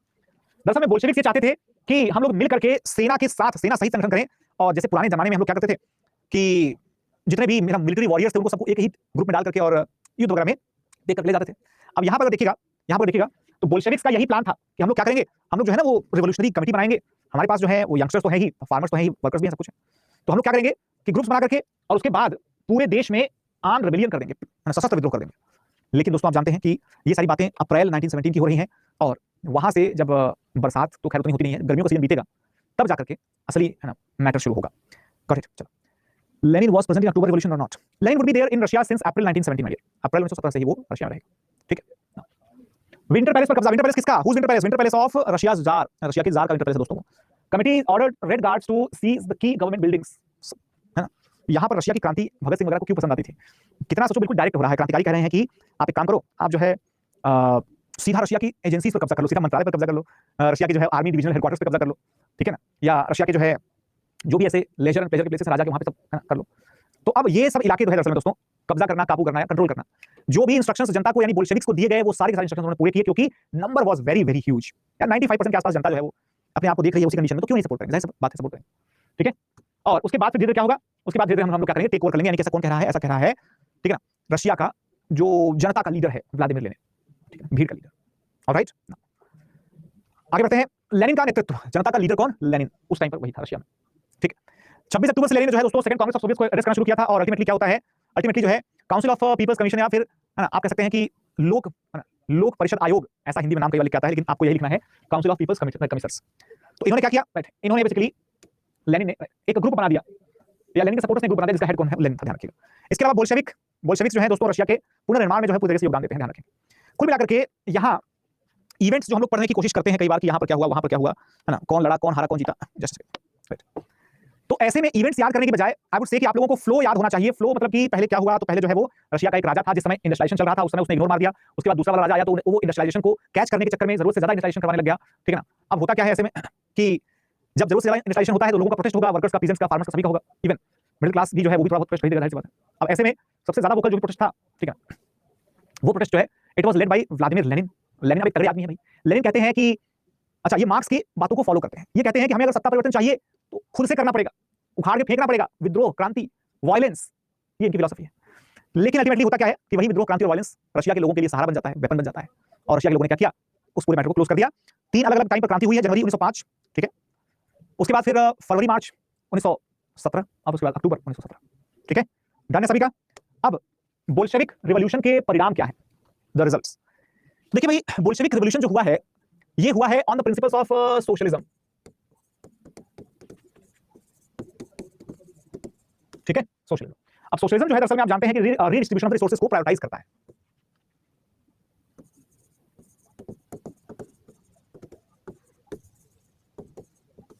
Okay now sorry. अब जो है यहां पर जब रीडिस्ट्रीब्यूशन ऑफ रिसोर्सेज की बात हो रही है दोस्तों, तो आप समझ जाइए कि कहां से कहां होगा, क्योंकि कम्युनिज्म भी जो है वो साथ में, आप समझ रहे होंगे कि कम्युनिज्म जो है वो एक बेसिक आइडियोलॉजी लेनिन की हुआ करती थी। कम्युनिज्म जो है दोस्तों ये सोशलिज्म का ही एक रूप, एक अवतार होता है, जहां पर मैंने आपको बताया था कि सोशलिज्म में सभी समाज के लोग बराबर ही बराबर हैं, तो रिसोर्सेज बराबर होने चाहिए। वहीं कम्युनिज्म जो है वो दरअसल में आप मान के चल सकते हैं कि अगर मौका मिला सरकार बनाने का तो पहला अधिकार वर्कर्स का, पीजेंट्स का, डाउन ट्रॉडन का होगा, ठीक है, ध्यान रखिएगा। Lenin strategy was different from marks, of course marks से तो अलग ही थी ना। मार्क्स ने तो जो स्ट्रेटजी दी थी असल में वो एक थ्योरेटिकल, एक हाइपोथेटिकल स्ट्रेटजी थी। मार्क्स के एक्सपेरिमेंट्स का कभी ग्राउंड पर कोई अप्रूवल नहीं हुआ था, लेकिन उसे ग्राउंड पर लागू करने वाला पहला इंसान जो है वो व्लादिमीर लेनिन ही था, ठीक है। तो इन्होंने क्या किया, इन्होंने जर्मनी से संधि पर दस्तखत कर लिए और युद्ध से जो है अपने आप को बाहर निकाल लिया। सबसे बड़ा जो बेहतरीन काम किया था वो यही किया था, ठीक है। उसके बाद फिर एक संधि पर दस्तखत किया जिसका नाम था ट्रीटी ऑफ ब्रेस्ट लिटोस्क। अब ब्रेस्ट लिटोस्क जो है दोस्तों रशिया का इलाका था, जर्मनी को सौंप दिया गया, क्योंकि जाहिर सी बात है हार रहे थे जर्मनी के हाथों ये लोग, खासकर रशिया जर्मनी के हाथों हार ही रहा था, तो अपनी जान बचाने के चक्कर में छोटा सा इलाका जो है जर्मनी को दे देता है, ध्यान रखिएगा। और उसके बाद अपमानजनक संधि पर दस्तखत कर देता है, ठीक है ना। इसी वजह से आप देखिएगा कि हिटलर के टाइम पर भी रशिया जर्मनी के साथ लड़ेगा तो नहीं, लेकिन न्यूट्रल रहेगा। लेकिन जैसे ही जर्मनी थोड़ा सा भी फॉरवर्ड पोजीशन लेता है, सेकंड वर्ल्ड वॉर के टाइम रशिया अटैक कर देगा, क्योंकि सेकंड वर्ल्ड वॉर के टाइम पर Russia was a super power, not like Russia of this period, right, ध्यान रखिएगा, ओके ना। तो इन्होंने क्या कर दिया भाई, इन्होंने नंबर 1 जर्मनी के साथ जो है एक युद्ध विराम पर दस्तखत कर दिया। नंबर 2 कि ब्रेस्ट लिटोस्क जो है दरअसल में इस पर एक चीज हुई है, जर्मनी से पीछा छुड़ाने के लिए, क्यों पीछा छुड़ाएंगे भाई, पिछला लेक्चर आपको याद होगा, फर्स्ट वर्ल्ड वॉर में जर्मनी रशिया पर भारी पड़ रहा था, याद है, जर्मनी रशिया को बार-बार हरा दे रहा था, तो जर्मनी से पीछा छुड़ाने के लिए ही क्या करेंगे ये लोग, एक छोटा सा इलाका ले देंगे, और उसके बाद जो भी अपमान होगा, चाहे कुछ भी होगा, they will accept it just because to get the rid of this revolution, so this world war that was going on. More importantly revolution was about to happen, होने ही वाली थी, ठीक। तो ये तो चीजें हो गई दोस्तों। अब इसके बाद इस क्रांति का महत्व क्या है। क्रांति हो गई अक्टूबर में, नवंबर में खत्म हो गई 1917 में। क्रांति के दौरान जो है ब्लडशेड हुआ, प्रॉपर अच्छा खासा ब्लडशेड हुआ। क्रांति के दौरान जो है आपने कभी सुना होगा the bloody square, bloody Sunday तो आपने सुना होगा, ब्लडी स्क्वायर भी है ना, पता करिएगा कहां है। और अल्टीमेटली इसका रिजल्ट जो है वो दोस्तों क्या होता है, रिजल्ट ये होता है कि सोवियत यूनियन की स्थापना हो जाती है। सोवियत यूनियन मतलब क्या, अगर आपको याद हो ना, छोटे छोटे सोवियट्स बनाए गए थे, हाँ कि ना, yes, what was the meaning of Soviets, बताइए मुझे फटाफट कमेंट बॉक्स में। सोवियत का मीनिंग क्या होता था, anyone who signed the treaty with Germany, the jar और द इलेक्टेड। अरे भाई ऋतिक, कैसे कंफ्यूज हो सकते हो भैया? जार तो मर चुका है, जार और उसके परिवार को एग्जीक्यूट कर दिया गया था, याद है? समिति, राइट, बहुत बढ़िया। ठीक है ना, समिति, समिति, काउंसिल्स, यस काउंसिल्स। तो ये जो है छोटी छोटी काउंसिल्स हुआ करती थी, समितियां हुआ करती थी, जिसमें अलग अलग मैटर्स के जुड़े हुए लोग थे। और आगे चल करके क्या हो जाता है दोस्तों, आगे चल करके ये सब मिल करके सब इकट्ठा होकर क्या बना देते हैं, union of Soviet socialist Republic, USSR. ठीक है, यूएसएसआर। और उसके बाद तो फिर जब इनका ग्रुप बन जाएगा तब तो फिर ये पूरी दुनिया में कम्युनिस्ट आंदोलन को फैलाने के प्रयास में लग जाएंगे, और उसी प्रयास का रिजल्ट रहेगा कि 20वीं सेंचुरी कभी भी शांत नहीं रह पाएगी, कभी भी नहीं। ठीक है, हमेशा की तरह सोवियत और अमेरिकन यानी कि सोशलिस्ट और कैपिटल के बीच में एक क्लैश लगातार होता रहेगा। ठीक है, जार और premier and Lenin rule timeline explain. Sir आप बताइए जरा रमाकांत जी, तो क्या होगी टाइमलाइन, बताइए फटाफट से। हम लोगों ने टाइमलाइन के बारे में अभी डिस्कस किया था, ठीक है, बताइए। एनीवन? यहां लिखा हुआ था, अरे भाई ये पॉइंट है, this is not the sequential event, ये सिर्फ पॉइंटर्स हैं। Wide spread objection to the Bolsheviks, number 1, their policies and the execution of the royal family. ठीक है ना, ये 3 अलग अलग पॉइंट्स हैं भैया। ठीक है ना, रमाकांत जी से कोई सवाल था कि आजाद यार, जार लिखा हुआ है आपने, लास्ट में डी कहां से आ गया ये? जार, ठीक है। जार और प्रीमियर और लेनिन रूल टाइमलाइन एक्सप्लेन कर दीजिए। तो देखिए भैया, जार का जो रूल है वो 1917 तक ही रहता है ना, मार्च तक। उसके बाद मार्च से लेकर अक्टूबर तक जो है ना, वो कौन रूल करता है? तो वहां पर ड्यूमा में मेजॉरिटी पाने वाला एक प्रीमियर जो है रूल करता है। ठीक है ना, और उसके बाद फिर अक्टूबर के बाद से कौन रूल करेगा? तो लेनिन जो है वो रूल करेंगे, व्लादिमीर लेनिन। ठीक है, बाकी जार निकोलस सेकंड ने कब शुरू किया था या अलेक्जेंडर थर्ड ने कब शुरू किया था, ये सब कोई भी जरूरत नहीं है याद करने की। आई बात समझ सभी को क्लियर है? ठीक है, तो अब ये जो है दोस्तों, बोल्शेविक क्रांति जब नवंबर 1917 तक आते खत्म हो जाएगी, and this would actually trigger the biggest ideological conflict in the 20th century, probably in the entire world. दुनिया में सबसे बड़ी जो दिक्कत है पूंजीवाद और समाजवाद के बीच में बहस जो है वो शुरू हो जाएगी, वो यहीं से शुरू होगी। ठीक है, इसी के बाद हम लोग देखेंगे कैसे कि रशिया जैसे बड़े इलाके में इकोनॉमिक और सोशल रिफॉर्म्स होते हैं। फॉर एग्जांपल जैसे इंडिया में हम लोगों ने पढ़ा है ना कि इंडस्ट्रीज को नेशनलाइज कर दिया, बैंकों को नेशनलाइज कर दिया, हाईवे को नेशनलाइज कर दिया, हॉस्पिटल्स को नेशनलाइज कर दिया। ये नेशनलाइजेशन का भूत जो है दोस्तों, ये हमें रशियन एम्पायर से ही चढ़ा हुआ है। ठीक है ना, हमारे जो शुरुआती पॉलिटिशियंस थे, मैंने आपसे कहा था ना, जो यंग थे इस टाइम पर, इन द टीनेजर्स, वही लोग तो आगे चल करके आजादी के बाद थोड़े से बूढ़े हो जाएंगे, वही लोग जो है इससे बहुत इंस्पिरेशन लेते थे, बहुत ज्यादा। ठीक है, ध्यान रखिए। और इसके अलावा दोस्तों, महिलाओं के अधिकार, उनके अधिकारों को बढ़ाने के लिए या फिर डीकोलोनाइजेशन पर इन्फ्लुएंस देने के लिए जो है दोस्तों, इस क्रांति का महत्व बहुत ज्यादा बढ़ जाता है। ऐसा क्यों? असल में बोल्शेविक क्रांति का महत्व डीकोलोनाइजेशन कैसे हो जाता है दोस्त? क्योंकि बोल्शेविक क्रांति मतलब कि मजदूरों की एक एग्रेसिव क्रांति, और आप जानते हैं कि मजदूरों की कौम दुनिया भर में मजदूर ही कहलाती है। नतीजा ये कि अगर वहां के मजदूर कर सकते हैं तो हम भी कर सकते हैं। I will bring the point, exactly वही पॉइंट। ठीक है ना, तो अब हम दोस्तों एक ले लेते हैं छोटा सा ब्रेक। ठीक है, और ब्रेक के बाद हम लोग कंटिन्यू करेंगे कि रशिया में सिविल वॉर हुआ और जर्मनी में और इटली में क्या क्या हुआ। ठीक है, ये चीजें हम लोग ब्रेक के बाद करते हैं। ऑलराइट, तो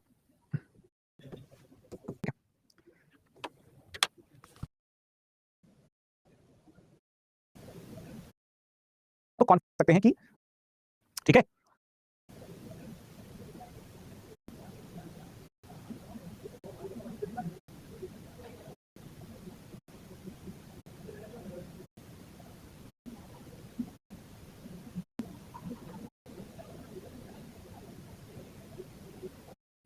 the socialism as an idea was fabricated as an idea। the socialism है कि अब आमतौर पर क्वेश्चन कैसे पूछता है, क्वेश्चन इतना ही ज्यादा चीजें इंपॉर्टेंट है। किसी भी क्रांति एंड क्या है, कॉज क्या है, ये समझ लेना। इसका सिग्निफिकेंस क्या है, कॉज क्या है, यानी कि कॉज है ना, मेजर इवेंट्स एंड सिग्निफिकेंस या इंपैक्ट, बस किसी भी क्रांति के बारे में बस उतना ही ज्यादा चीजें इंपॉर्टेंट है। अब आमतौर पर क्वेश्चन कैसे पूछता है, क्वेश्चन ऐसे पूछता है कि the socialism as an idea was fabricated by Marx and contemporary philosophers, या Marx and Friedrich Engels. However, the skeleton to this idea was crafted by Vladimir Lenin. Discuss। ऐसी चीजें पूछता है एग्जामिनेशन में, ये लैंग्वेज यूज होती है, ध्यान रखिएगा। अब एग्जामिनेशन में ये लैंग्वेज का क्या मतलब होता है? एग्जामिनेशन में ये लैंग्वेज का मतलब ये हुआ कि भाई मार्क्सिज्म को एक आइडिया के तौर पर, कार्ल मार्क्स या सोशलिज्म को, समाजवाद को एक आइडिया के तौर पर, है ना, ये जो है फ्रेडरिक एंगल या कार्ल मार्क्स जैसे लोगों ने बुना था, लेकिन उस आइडिया को वास्तविक ढांचा अगर प्रदान किया किसी ने तो वो व्लादिमीर लेनिन था। इसका मतलब आपको ये बता रहा है कि देखो, पहले ये सिर्फ एक आइडिया था, इसका कोई प्रैक्टिकल एप्लीकेशन, कोई एग्जांपल नहीं था, लेकिन लेनिन ने ये बताया कि किस तरीके से जो है उस आइडिया को इंप्लीमेंट करके सचमुच में सरकार बदल दी गई, सचमुच में एक एडमिनिस्ट्रेशन एस्टैब्लिश कर दिया गया, जिसमें कि बाकायदा पब्लिक सेक्टर क्रिएट किया गया, जिसका ये काम था कि वो क्या करे, प्लान तरीके से और इंक्लूसिव या एक्सटेंसिव तरीके से डेवलपमेंट को इंश्योर करे, जिसमें कि न सिर्फ इकोनॉमिक और सोशल रिफॉर्म्स होने चाहिए, बल्कि महिलाओं के जो आगे बढ़ने के, एडवांस होने के अधिकार हैं वो भी उनको मिलने चाहिए। बोल्स्टर्ड वुमेन्स राइट्स का मतलब होता है कि महिलाओं के अधिकारों को मजबूत किया, है ना, मजबूत किया। ठीक है, इसके अलावा उन्हें वोटिंग अधिकार दे दिया, शिक्षा का अधिकार दे दिया, जॉब का अधिकार दे दिया। सोचो जरा, यूएसएसआर दोस्तों, यानी कि जो union of the Soviet socialist Republic बना था, उसमें आपके पास राइट टू एम्प्लॉयमेंट होता था, यानी कि सरकार के तरफ से आपको एम्प्लॉयमेंट दी जाएगी, इस बात का हक है आपको। This is your fundamental right that you will get a job by the government. ठीक है, और सबसे बड़ी बात कि जब रशिया जैसे बड़े देश के शक्तिशाली राजा के कमजोर और गरीब प्रजा, उन लोगों ने क्रांति करके और सरकार बदल डाली, तो हमारे जैसे जो कॉलोनियल देश हुआ करते थे जो ब्रिटिश साम्राज्य के अंतर्गत, उन देश के नौजवानों का, उन देश के यंगस्टर्स का तो कॉन्फिडेंस 7वें आसमान पर पहुंच गया कि अगर रशियन लेबरर्स या रशियन वर्कर्स ये कर सकते हैं तो हम क्यों नहीं कर सकते। हम भी इसी तरीके से यहाँ के हुक्मरानों को, यहाँ के रूलिंग अथॉरिटीज यानी कि ब्रिटिश को डरा करके, धमका करके भगा देंगे, मार डालेंगे, क्रांति कर देंगे। ठीक है, so that's why the revolutionaries were closely following the developments taking place in Russia as such. उसके बाद दोस्तों इस क्रांति के बाद फिर हो जाता है सिविल वॉर। रशिया में सिविल वॉर का दरअसल में क्या सेंस है? सिविल वॉर एक्चुअली में क्यों होता है?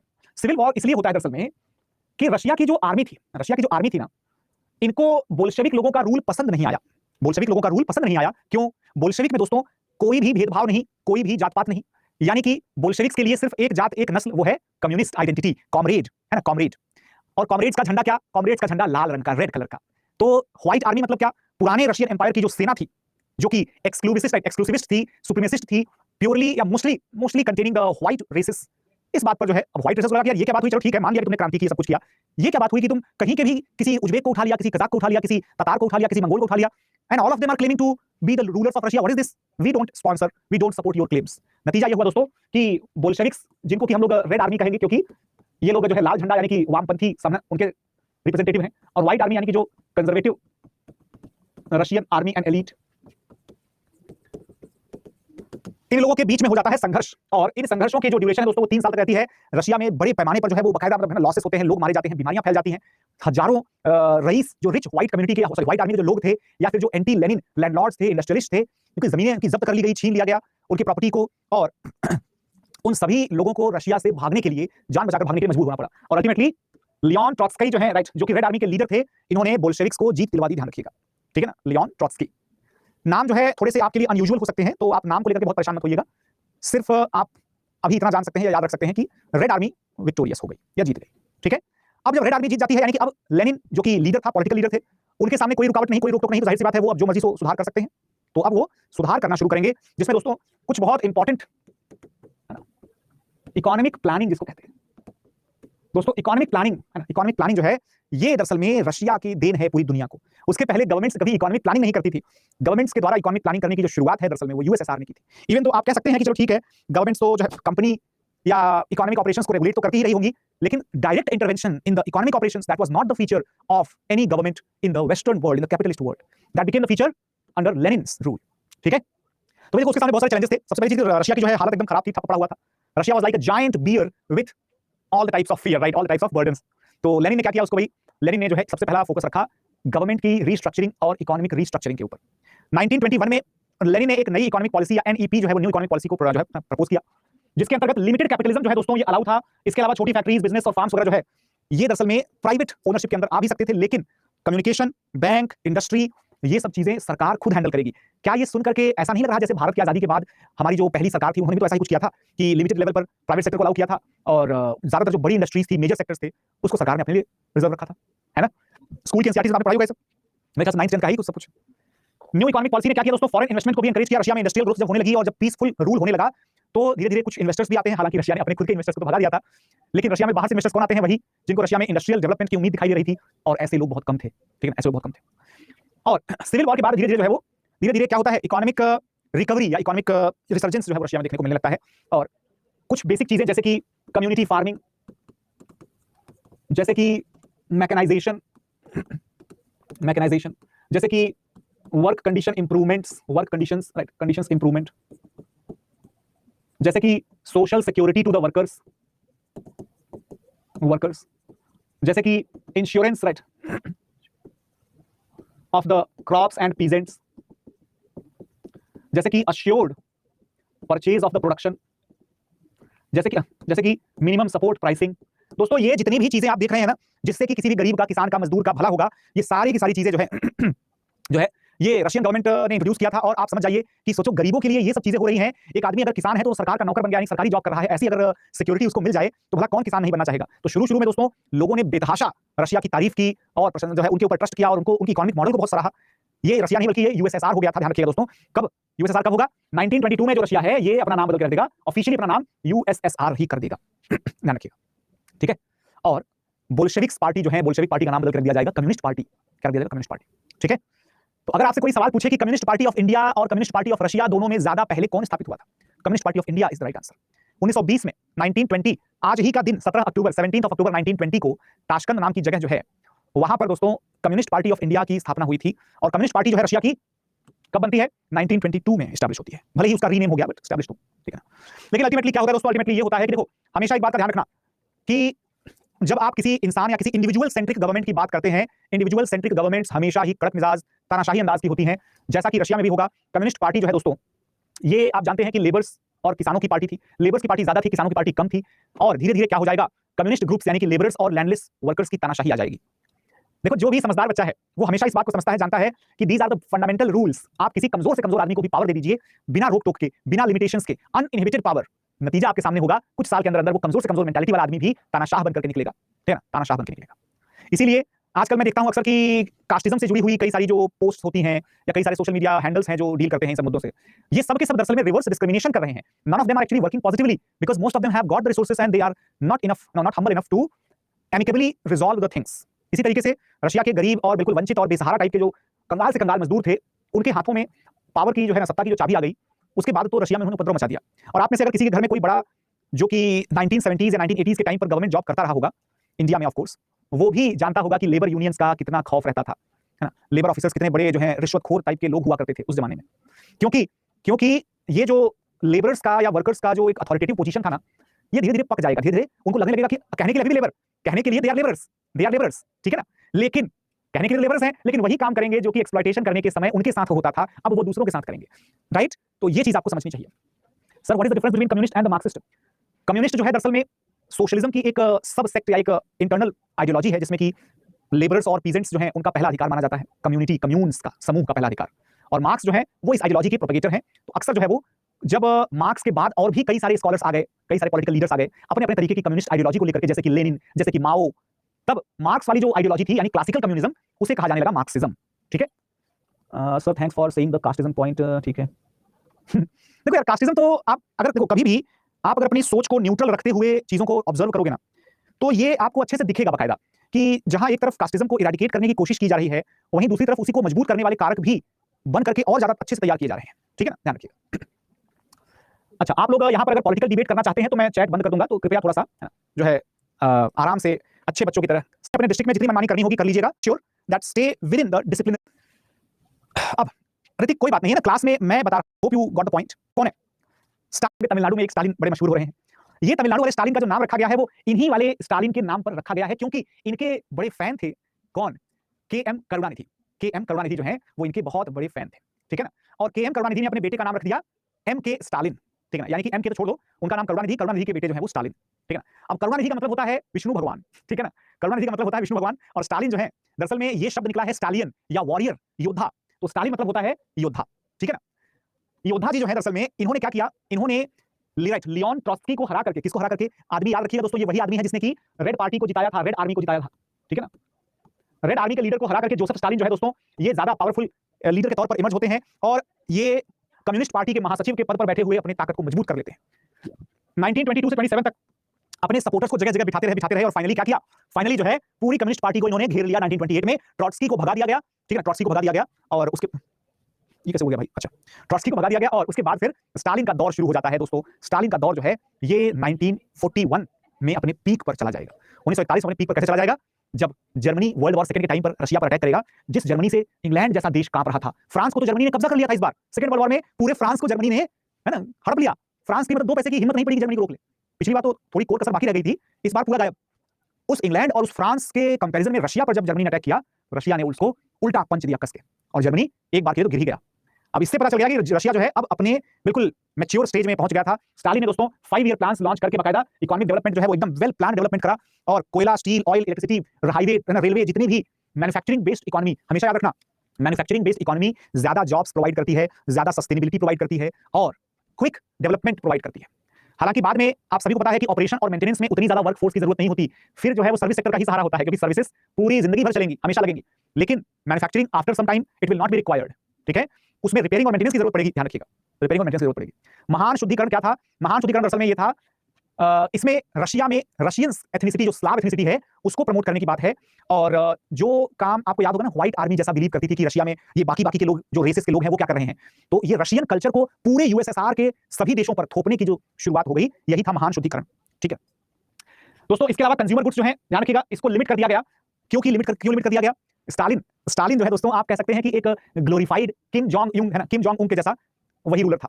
मतलब कि कोई बच्चा कौन से स्कूल में जाएगा, क्या पढ़ेगा, कैसा ड्रेस पहनेगा, स्कूल में क्या खाना मिलेगा, किसान कौन सी फसल उगाएगा, कौन सी पिक्चर हॉल में लगेगी, कौन सी पिक्चर हॉल में नहीं लगेगी, कब लगेगी, कौन सी, मतलब every single thing related to the, यहां तक कि बच्चों का नाम तक रखने के लिए सरकारी रजिस्टर हुआ करते थे। ठीक है ना, सरकारी रजिस्टर्स हुआ करते थे, सिलेक्टेड नाम होते थे कि ये नाम आप रख सकते हैं, वो नाम आप नहीं रख सकते हैं। और आज एक चीज मैं आपको और बता दूं, दुनिया के कुछ सबसे लिबरल देशों में से भी ऐसे कई देश हैं जहां पर नाम रखने का सरकारी रजिस्टर होता है, where you can not choose the names as per your choice, and such countries are there in Europe. आप पता कर सकते हैं कि ऐसे कौन से देश हैं। ठीक है ना दोस्तों, दूसरी पंचवर्षीय योजना में देखिएगा जरा, 25%, 25% increase in the steel production, आप सोच सकते हैं।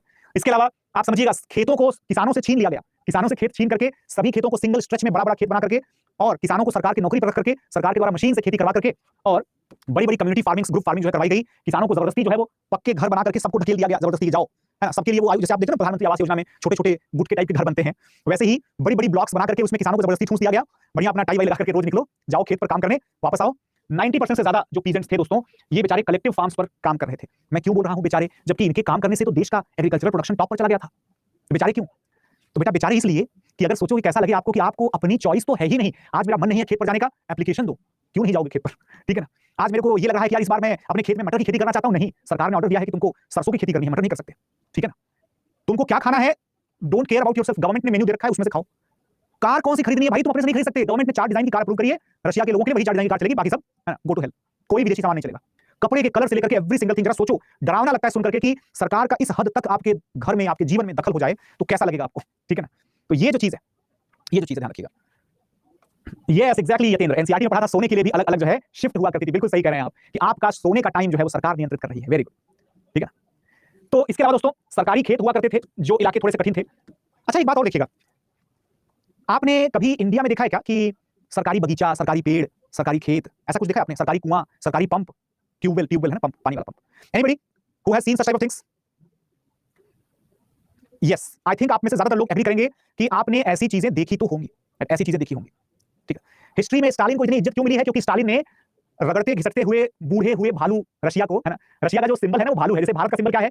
भारत जो है वो एक हाथी या एक टाइगर से दिखाया जाता है, चाइना एक ड्रैगन से दिखाया जाता है, रशिया एक भालू से दिखाया जाता है ना, ब्रिटेन एक शेर से दिखाया जाता है।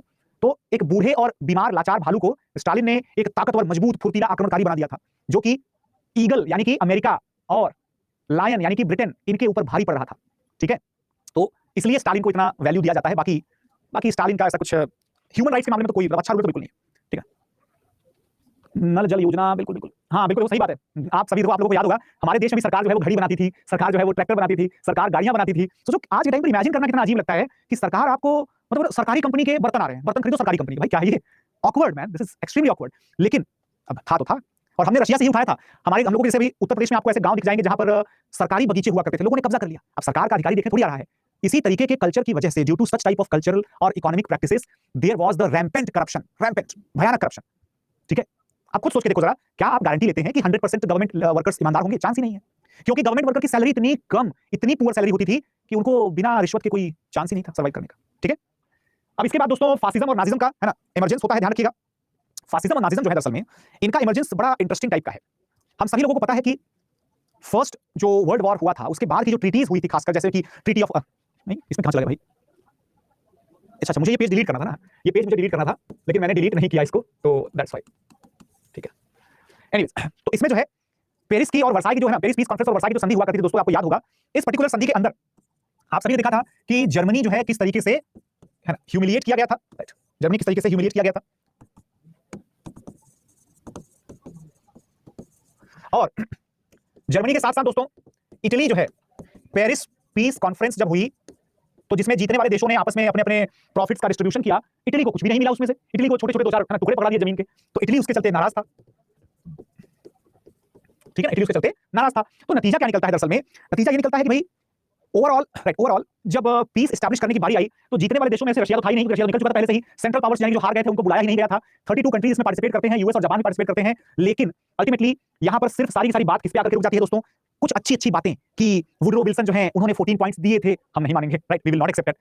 हमें सभी अलाइड नेशंस के कॉमन फ्यूचर को, कॉमन वेलफेयर को डिसाइड करना है, लेकिन हम फिर भी भेदभाव करेंगे, ठीक है। कहने का मतलब ये हुआ कि पेरिस पीस कॉन्फ्रेंस एग्जाम में पूछता है that the Paris peace conference and treaty of Versailles were the two basic pillars of world war second. तो दो पिलर्स जो हैं, यानी दो स्तंभ जो हैं, ये दो बेसिक पिलर्स तो यही थे, और बाकी के दो कौन रहेंगे? वही आपके जर्मनी और जापान का एक्सट्रीमिज्म जो है वो रहेगा, ठीक है ना। तो ये कंडीशंस की वजह से इटली और जर्मनी दोनों नाराज चल रहे थे। अब होता क्या है, फर्स्ट वर्ल्ड वॉर के बाद जब यूरोप पूरा तरीके से तबाह हो जाएगा, तो उसकी तबाही को मेंटेन करने के लिए अमेरिका जो है वो कुछ अरेंज करेगा, कुछ थोड़ा सा चीजें जो है वो सही करने की कोशिश करेगा। लेकिन उसके पहले एक दो ऐसे भी सम्मेलन समझौते होंगे जिसके चलते यूरोप के देश पहले आपस में ही कोशिश करेंगे कि हम लोग मिल करके ही कुछ ठीक कर लें थोड़ा सा। उसमें सबसे बेस्ट एग्जांपल दोस्तों जेनोवा कॉन्फ्रेंस। जेनोवा कहां पे पड़ता है दोस्तों? इटली में पड़ता है। जेनोवा कहां पे है? इटली में पड़ता है, ध्यान रखिएगा, ठीक है। यहां पर क्या होता है भाई, फ्रांस और जर्मनी की जो दुश्मनी चल रही है, जिसमें कि फ्रांस कह रहा है कि जर्मनी को पूरा हर्जाना देना पड़ेगा, है ना, लेकिन जर्मनी को अल्टीमेटली ब्रिटेन और अमेरिका के कहने पर 2 अरब पाउंड या 2 बिलियन पाउंड का हर्जाना जो है वो देने की जरूरत पड़ गई थी। फ्रांस अभी भी जो है वो जिद पे अड़ा हुआ है कि नहीं जर्मनी तो पूरा ही जुर्माना देगा। नतीजा ये हुआ इसका नतीजा ये हुआ कि जर्मनी जो कि वहां पर उपस्थित था उस समय बैठक में, उसने बोला फ्रांस से देखो सब तो मान गए हैं, तुम नहीं मान रहे हो, बाहर में जाओ, राइट। जर्मनी ने विड्रॉ कर लिया जेनोवा कॉन्फ्रेंस से। रशिया और इंग्लैंड दोनों के साथ उसने अपने अलग अलग समझौते साइन कर लिए, ठीक है। यहां तक कि अमेरिका के साथ भी उसने समझौता साइन कर लिया, और जिस जर्मनी के ऊपर वॉर शुरू करने का आरोप लगा करके उसे पनिश कर दिया गया था, तो जाहिर सी बात है अब उसे मरने तो देंगे नहीं। तो अलाइड नेशंस में ब्रिटेन ने और अमेरिका ने शुरुआती दिनों में जर्मनी को सबसे ज्यादा फाइनेंशियल एड वगैरह देकर के थोड़ा सा जिंदा रखने की कोशिश की। आप कहेंगे कि यार क्या डबल गेम है सर, ये जर्मनी को जब तबाह बर्बाद करना ही चाहते थे तो कर क्यों नहीं दिया? ब्रिटेन को आप लगता है भूल जाते हैं बार बार कि फ्रांस का कोई पैदाइशी दोस्त तो नहीं था ब्रिटेन, था तो दुश्मन ही, है ना, था तो दुश्मन ही नंबर 1। और अमेरिका और रशिया यानी कि कैपिटलिज्म और सोशलिज्म दोस्त होने की कोई गुंजाइश ही नहीं, कोई चांस ही नहीं, अनटिल एंड अनलेस दोनों के सर्वाइवल पर बात आई तब।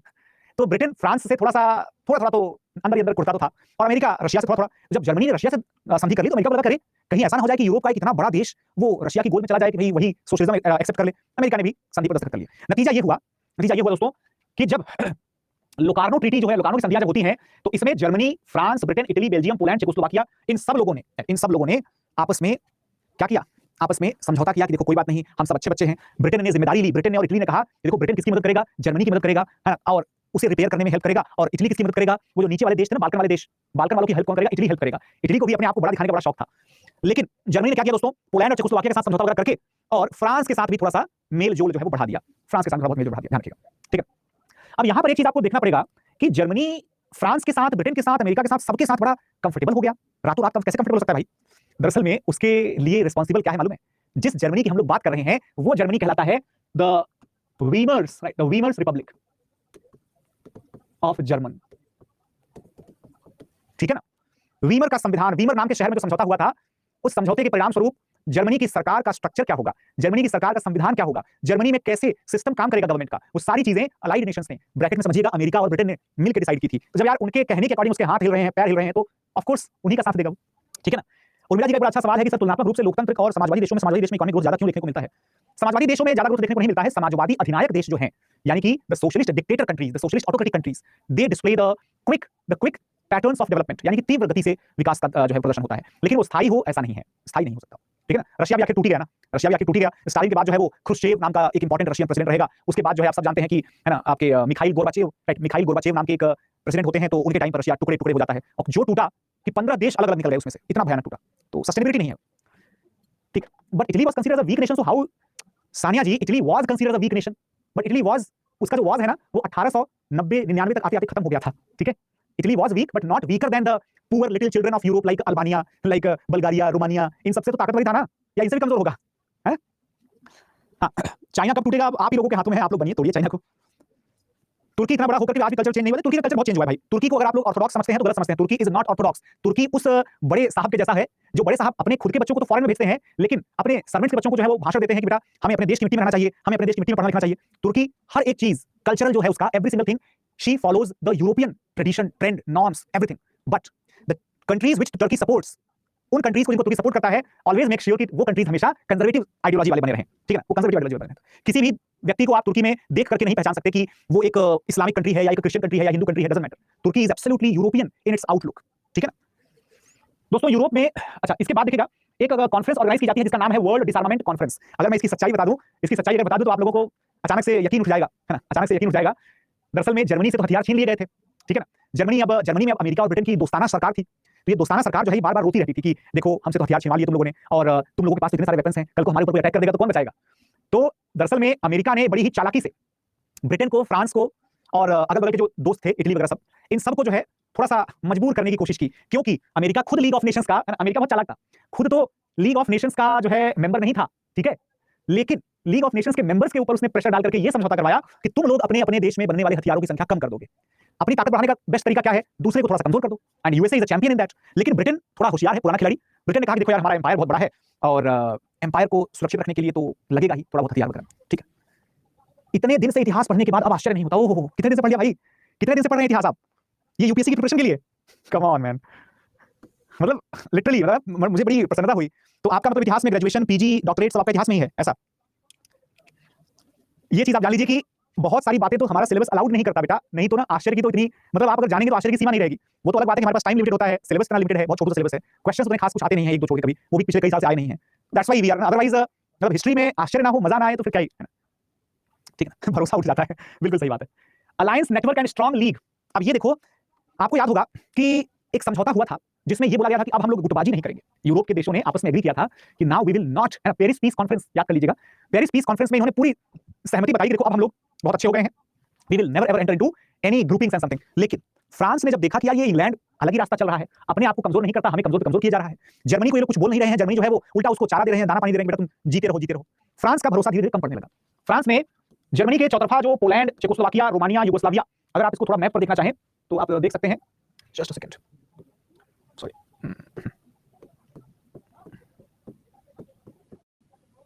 और खुल जा भाई, हाँ जी, ये जो है दरअसल में, ये जो है दरअसल में, आप इस पर्टिकुलर मैप को देखिए ध्यान से, इस मैप में आपको दिख रहा होगा, इस मैप में आपको दिख रहा होगा कि ये रहा फ्रांस, बड़ा सा फ्रांस, ये है जर्मनी, और देखो ये रहा पोलैंड, चेकोस्लोवाकिया, ठीक है ना, और कौन कौन से देश थे भाई, just a second, Poland, Czechoslovakia, Romania, Yugoslavia, ठीक है। तो यहां पर आप देख सकते हैं, ठीक है, यूगोस्लाविया, ठीक है, पोलैंड और रोमानिया और चेकोस्लोवाकिया। ऑस्ट्रिया हंगरी को छोड़ दिया क्योंकि ऑस्ट्रिया हंगरी जो है वो अब उनकी हैसियत नहीं बची लड़ने की, बहुत छोटे छोटे है ना देश, बहुत छोटे छोटे देश। अब ये देखिए जरा कि फ्रांस ने घेर लिया जर्मनी को, फ्रांस ने जर्मनी को घेर लिया, ठीक है ना। तो अल्टीमेटली फ्रांस ऐसा क्यों कर रहा है, फ्रांस ऐसा इसलिए कर रहा है आउट ऑफ इनसिक्योरिटी, है ना, और सुरक्षा की भावना के तहत, ठीक है। लेकिन दोस्तों हर चीज खराब ही हुई हो ऐसा जरूरी नहीं है सर, इस कॉन्सेप्ट में फिर चाइना तो एक्सेप्शन है। उर्मिला, चाइना एक्सेप्शन कैसे हो गया? अगर आप ये सोच रहे हैं कि चाइना एक समाजवादी देश है तो आप गलत सोच रही हैं। China is not a socialist country. China ने 1970 के दशक में ही, ठीक है ना, 1970 के दशक में ही जब चाइना के जो है प्रेसिडेंट हुआ करते थे डेंग जियाओपिंग, ठीक है ना, तो उनके टाइम पर ही चाइना ने क्या कर दिया था, अपनी इकोनॉमी को ओपन करना शुरू कर दिया था, ठीक है ना, ध्यान रखिए। Social changes during the interwar period. दोस्तों पेरिस पीस कॉन्फ्रेंस की वजह से पोलैंड और चेकोस्लोवाकिया को अपने देश में भाषा, धर्म, संस्कृति की रक्षा करने का मौका मिला। इटली ने जो है ना, इटली ने जो है किसी भी तरीके के ऑब्लिगेशंस को मानने से मना कर दिया, अपने कल्चर को प्रोटेक्ट करने के लिए इटली भी काफी ज्यादा स्ट्रांगली खड़ा हुआ। इसके अलावा दोस्तों फर्स्ट वर्ल्ड वॉर में आदमियों की बहुत बड़ी संख्या में मौतें हुई थी, तो महिलाएं धीरे धीरे फैक्ट्री जाना शुरू करती हैं। नतीजा ये होता है दोस्तों, देखो वर्ल्ड वॉर 1 में क्या होता है, मेन जो है वो मरते हैं बड़ी संख्या में, लार्ज नंबर्स, तो बहुत सारी जो है वो फीमेल्स क्या करती हैं, वो इकोनॉमिक एक्टिविटी में जो है वो पार्टिसिपेट करना शुरू कर देती हैं, ठीक है ना। और इकोनॉमिक एक्टिविटीज में पार्टिसिपेशन के बाद दोस्तों क्या होता है, जो फीमेल फ्रीडम है ना, फीमेल फ्रीडम या वुमन एम्पावरमेंट जिसको हम कहते हैं, इसकी बात जो है वो चलने लग जाती है, ध्यान रखिएगा। वुमन एम्पावरमेंट एंड राइट्स, अधिकार और सशक्तिकरण की बात चलने लग जाती है। तो इससे महिलाओं का एक प्रोग्रेसिव माइंडसेट जो है वो क्रिएट हो जाता है, ध्यान रखिएगा, ठीक है।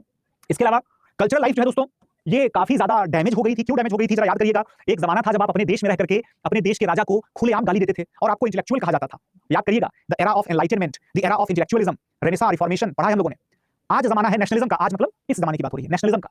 और आप समझ लीजिए वर्ल्ड वॉर 1 में फ्रांस हार गया था, ऐसा अगर आपने लिख दिया और आप एक फ्रेंच कवि हैं, तो कब आपको उठा लिया जाए आपके घर से, अचानक से आपकी कब्रगाह बन जाए, नोबडी नोस, ठीक है ना।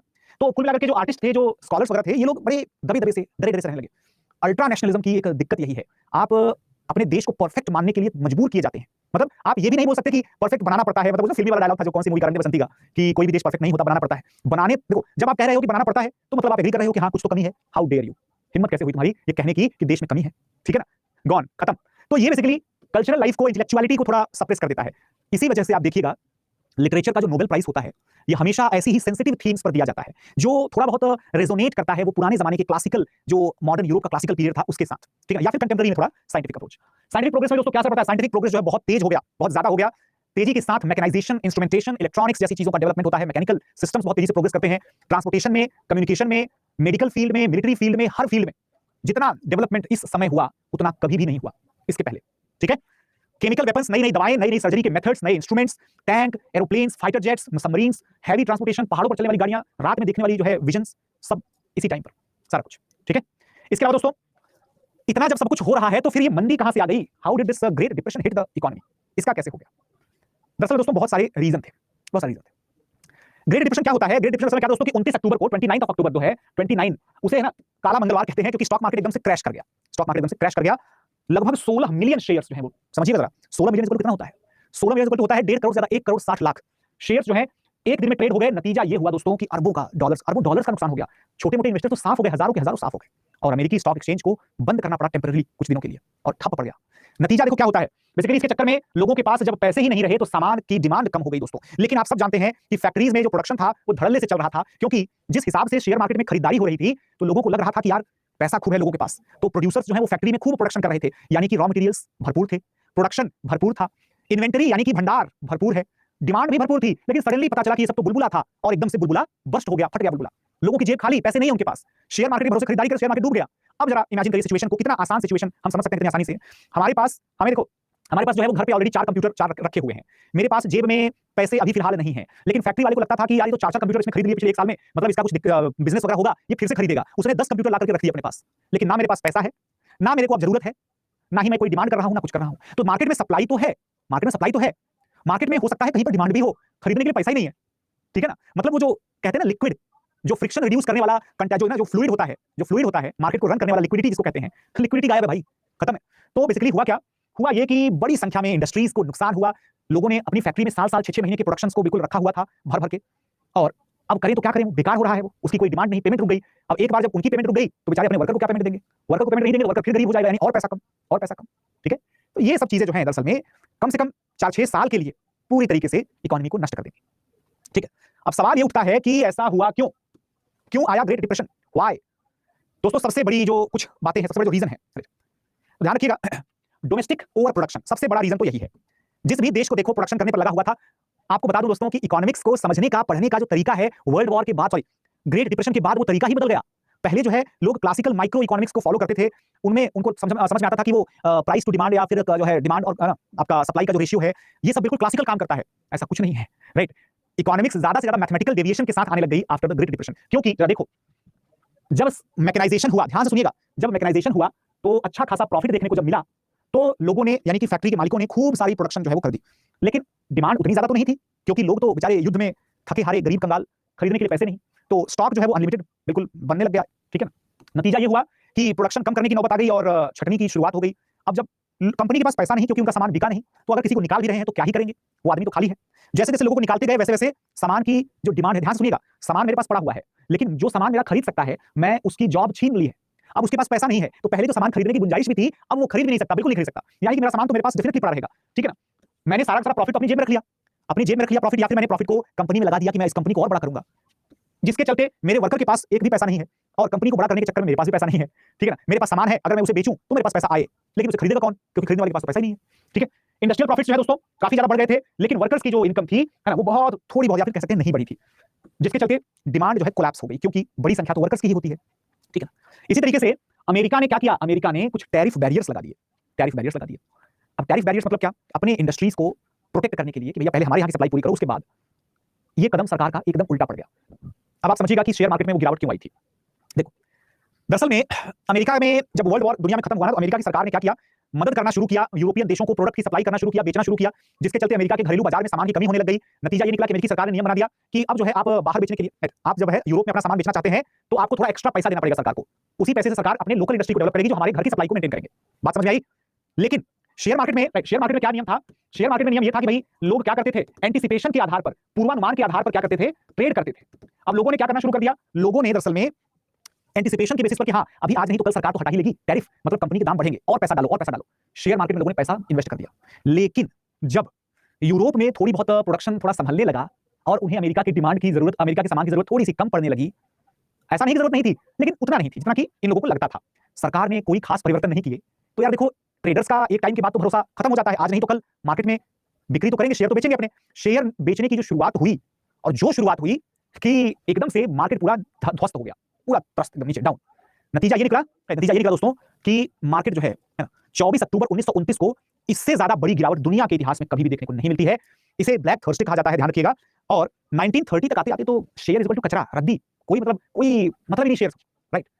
क्योंकि गवर्नमेंट की पॉलिसी ने, डिमांड में कमी ने और पैसे की कमी ने, पॉलिसी भी खराब, ठीक है ना, पैसे भी कम और डिमांड भी कम, मतलब हर एक क्लासिकल कंडीशन मौजूद है कि जिससे इंडस्ट्री पूरा चौपट कर दिया जाए।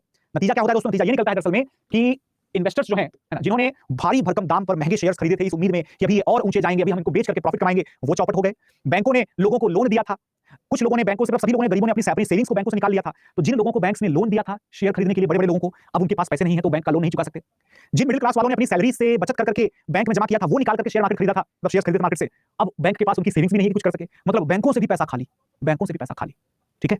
इसीलिए समझ में आ गया दोस्तों कि ये जो एक्सचेंज रेशियो है या जो ये करेंसी का सिस्टम है, पहले का नियम यही होता था कि करेंसी में अगर कोई दिक्कत आए नहीं छाप लो, न्यू करेंसी प्रिंट करो, बढ़िया बांटो।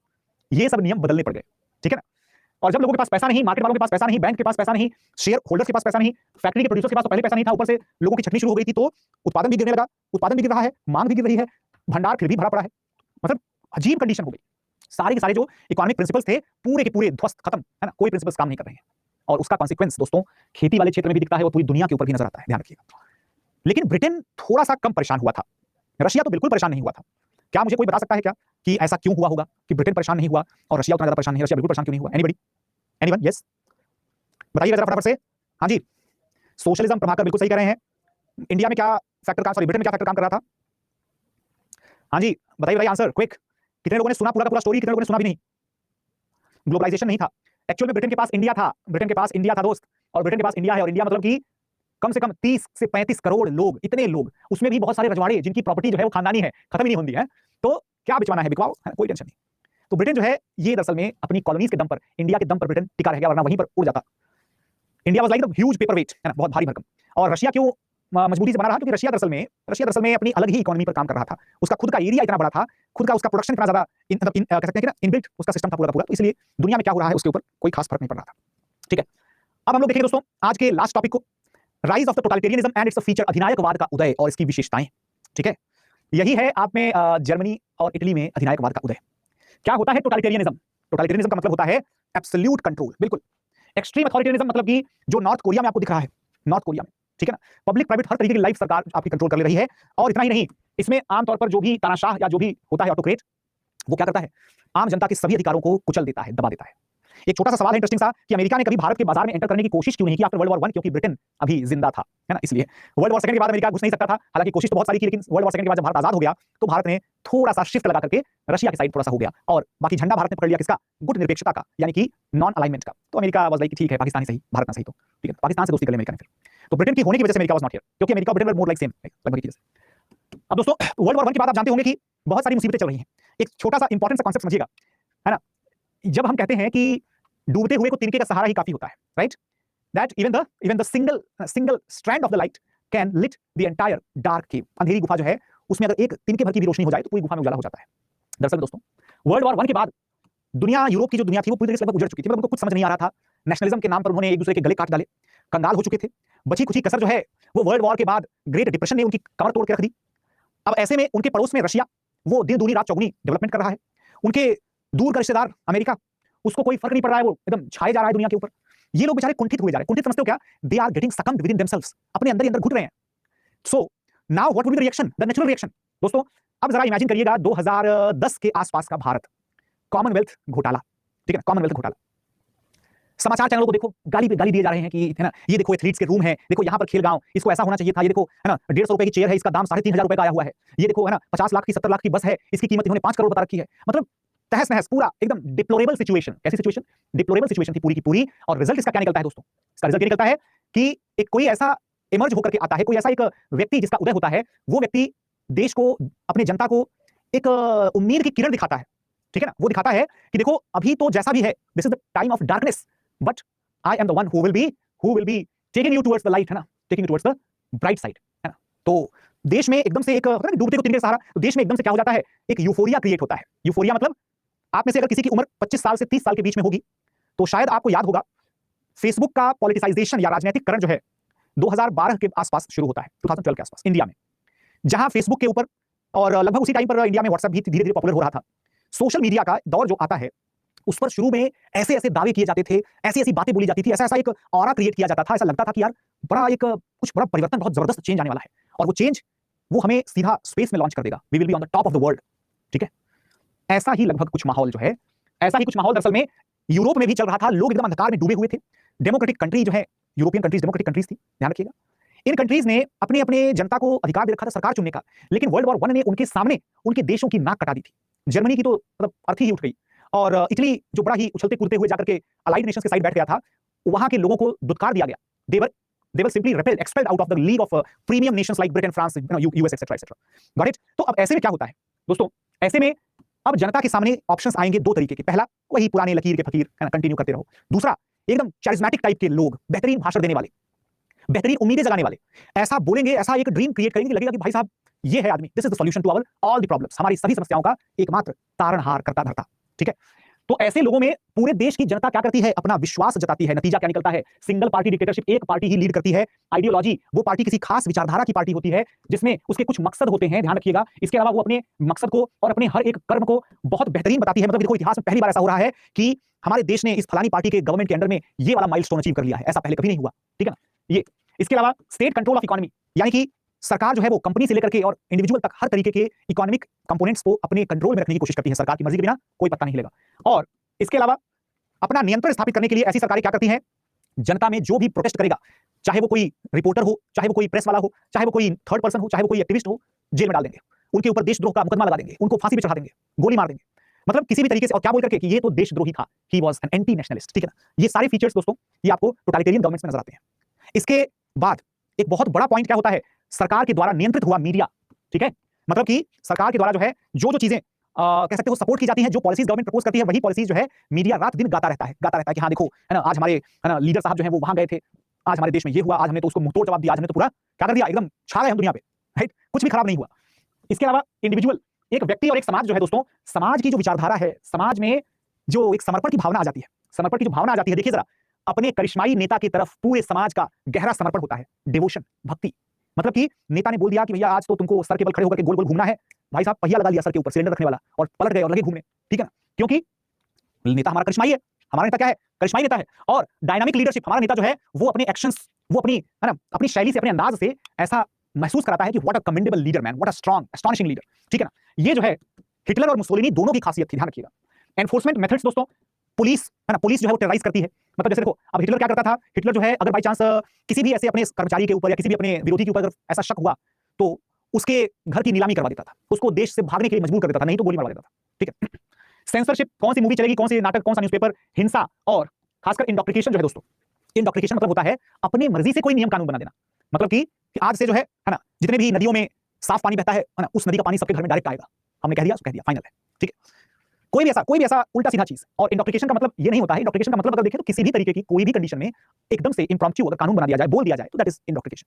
ठीक है, किसी खास ग्रुप को किसी खास तरीके से डील किया जाए, indoctrination. Use of the terror and war, war is peace, freedom is slavery, ignorance is strength. यानी कि यहाँ एक टोटलिटेरियन स्टेट में जो जितना भूला हुआ है, भटका हुआ है, मतलब उसका सच्चाई से कोई लेना देना नहीं है, जो मान लिया उसी में खुश है, तो ऐसा आदमी, जो इग्नोरेंट आदमी है, वही टोटलिटेरियन स्टेट की ताकत होता है। जिसको सच्चाई पता है वो तो विरोध करेगा, और जो विरोध करेगा उसको तो कूट दिया जाएगा। इसीलिए जिसको अपनी मनमर्जी की कहानियां है, युद्ध जो है ऐसे देशों में शांति का समाधान माना जाता है कि युद्ध करेंगे तभी तो शांति आएगी, ऐसा। ठीक है, और बाई चांस अगर किसी ने ये बोल दिया कि भाई मुझे आजादी चाहिए, मतलब कि वो आदमी की गुलामी पक्की है, उसे तो गुलाम बनाया ही जाएगा। क्यों बनाया जाएगा? क्योंकि उसने कैसे अपनी लिबर्टी मांग ली भाई, फ्रीडम कैसे मांग ली उसने, उसको उस आइडियोलॉजी के अकॉर्डिंग चलना पड़ेगा ना, जिस आइडियोलॉजी को ये डिक्टेटर फॉलो कर रहा है। ठीक है ना, तो दोस्तों इसके दो क्लासिकल एग्जांपल्स आते हैं, फासिज्म और नाजिज्म। ठीक है ना, सबसे पहले बता दीजिएगा मुझे कि क्या आप सभी लोगों को टोटलिटेरियन स्टेट या एक अधिनायकवादी देश का सही तरीके से अंडरस्टैंडिंग क्लियर हुआ कि नहीं हुआ, यस और नो। ठीक है दोस्तों, फासिज्म या फासीवाद और नाजिज्म यानी कि नाजीवाद जो है, ये दोनों हमें एक जैसे ही नजर आते हैं, एक जैसे ही नजर आते हैं, लेकिन हकीकत क्या है? फासीवाद जो है दोस्तों, ये एक राष्ट्रवादी समूह था, जो विचारधारा थी, जो कि आगे चल करके क्या हो जाती है, अत्यधिक कट्टर हो जाती है। और ये जो है दोस्तों, ये समाजवादी लोकतंत्र, समाजवादी राष्ट्र के लोकतंत्र, अब ये जो है आगे चल करके ये क्या बन जाएगी, अत्यधिक नियंत्रक, है ना, और व्यक्ति केंद्रित। ठीक है, ये हाँ देखा, समझना हिंदी में है और लिखना इंग्लिश में है, मस्त। देखो यार मैं आसानी से इसको इंग्लिश में भी लिख सकता हूं, आप सबने देखा ही होगा। ठीक है, तो थोड़ी सी मेहनत करिए आप लोग, थोड़ा ढूंढिए इसको क्या कहते हैं इंग्लिश में, मेहनत करिए मेहनत। ठीक है, एनीवेज सो राष्ट्रवादी समूह विचारधारा में the ideology of a nationalist group. ठीक है ना, एक्सट्रीमली फंडामेंटलिस्ट,